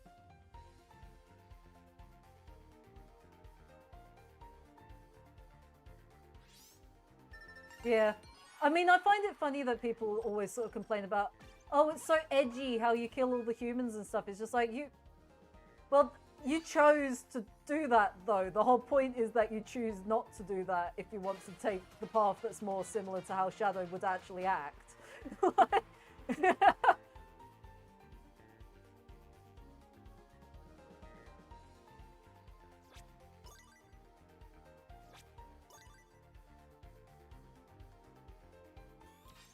Yeah. But you know, that's what makes it interesting. Like, yeah, the old Sonic games, I'm actually going to start signing off now, but the old Sonic games, like, they're not good. I mean, they're not good, let's be honest, but like and I say that as a lifetime Sonic fan who is just, you know, Sonic makes up a significant amount of my personality, but like, they are at least interesting to look back on. I think that's what separates like the old Sonic games and like the ones that came out around like Lost World and stuff, is that like Lost World doesn't, you know, those games don't have anything interesting to say about them. They're just bad. Whereas like the old Sonic games from the 2000s are like, they're not good, but like they have something to talk about with them, you know? They're all a little bit of an oddity, you know? But anyway, I'm gonna sign off now because I have been sitting in this chair for too long and my butt hurts.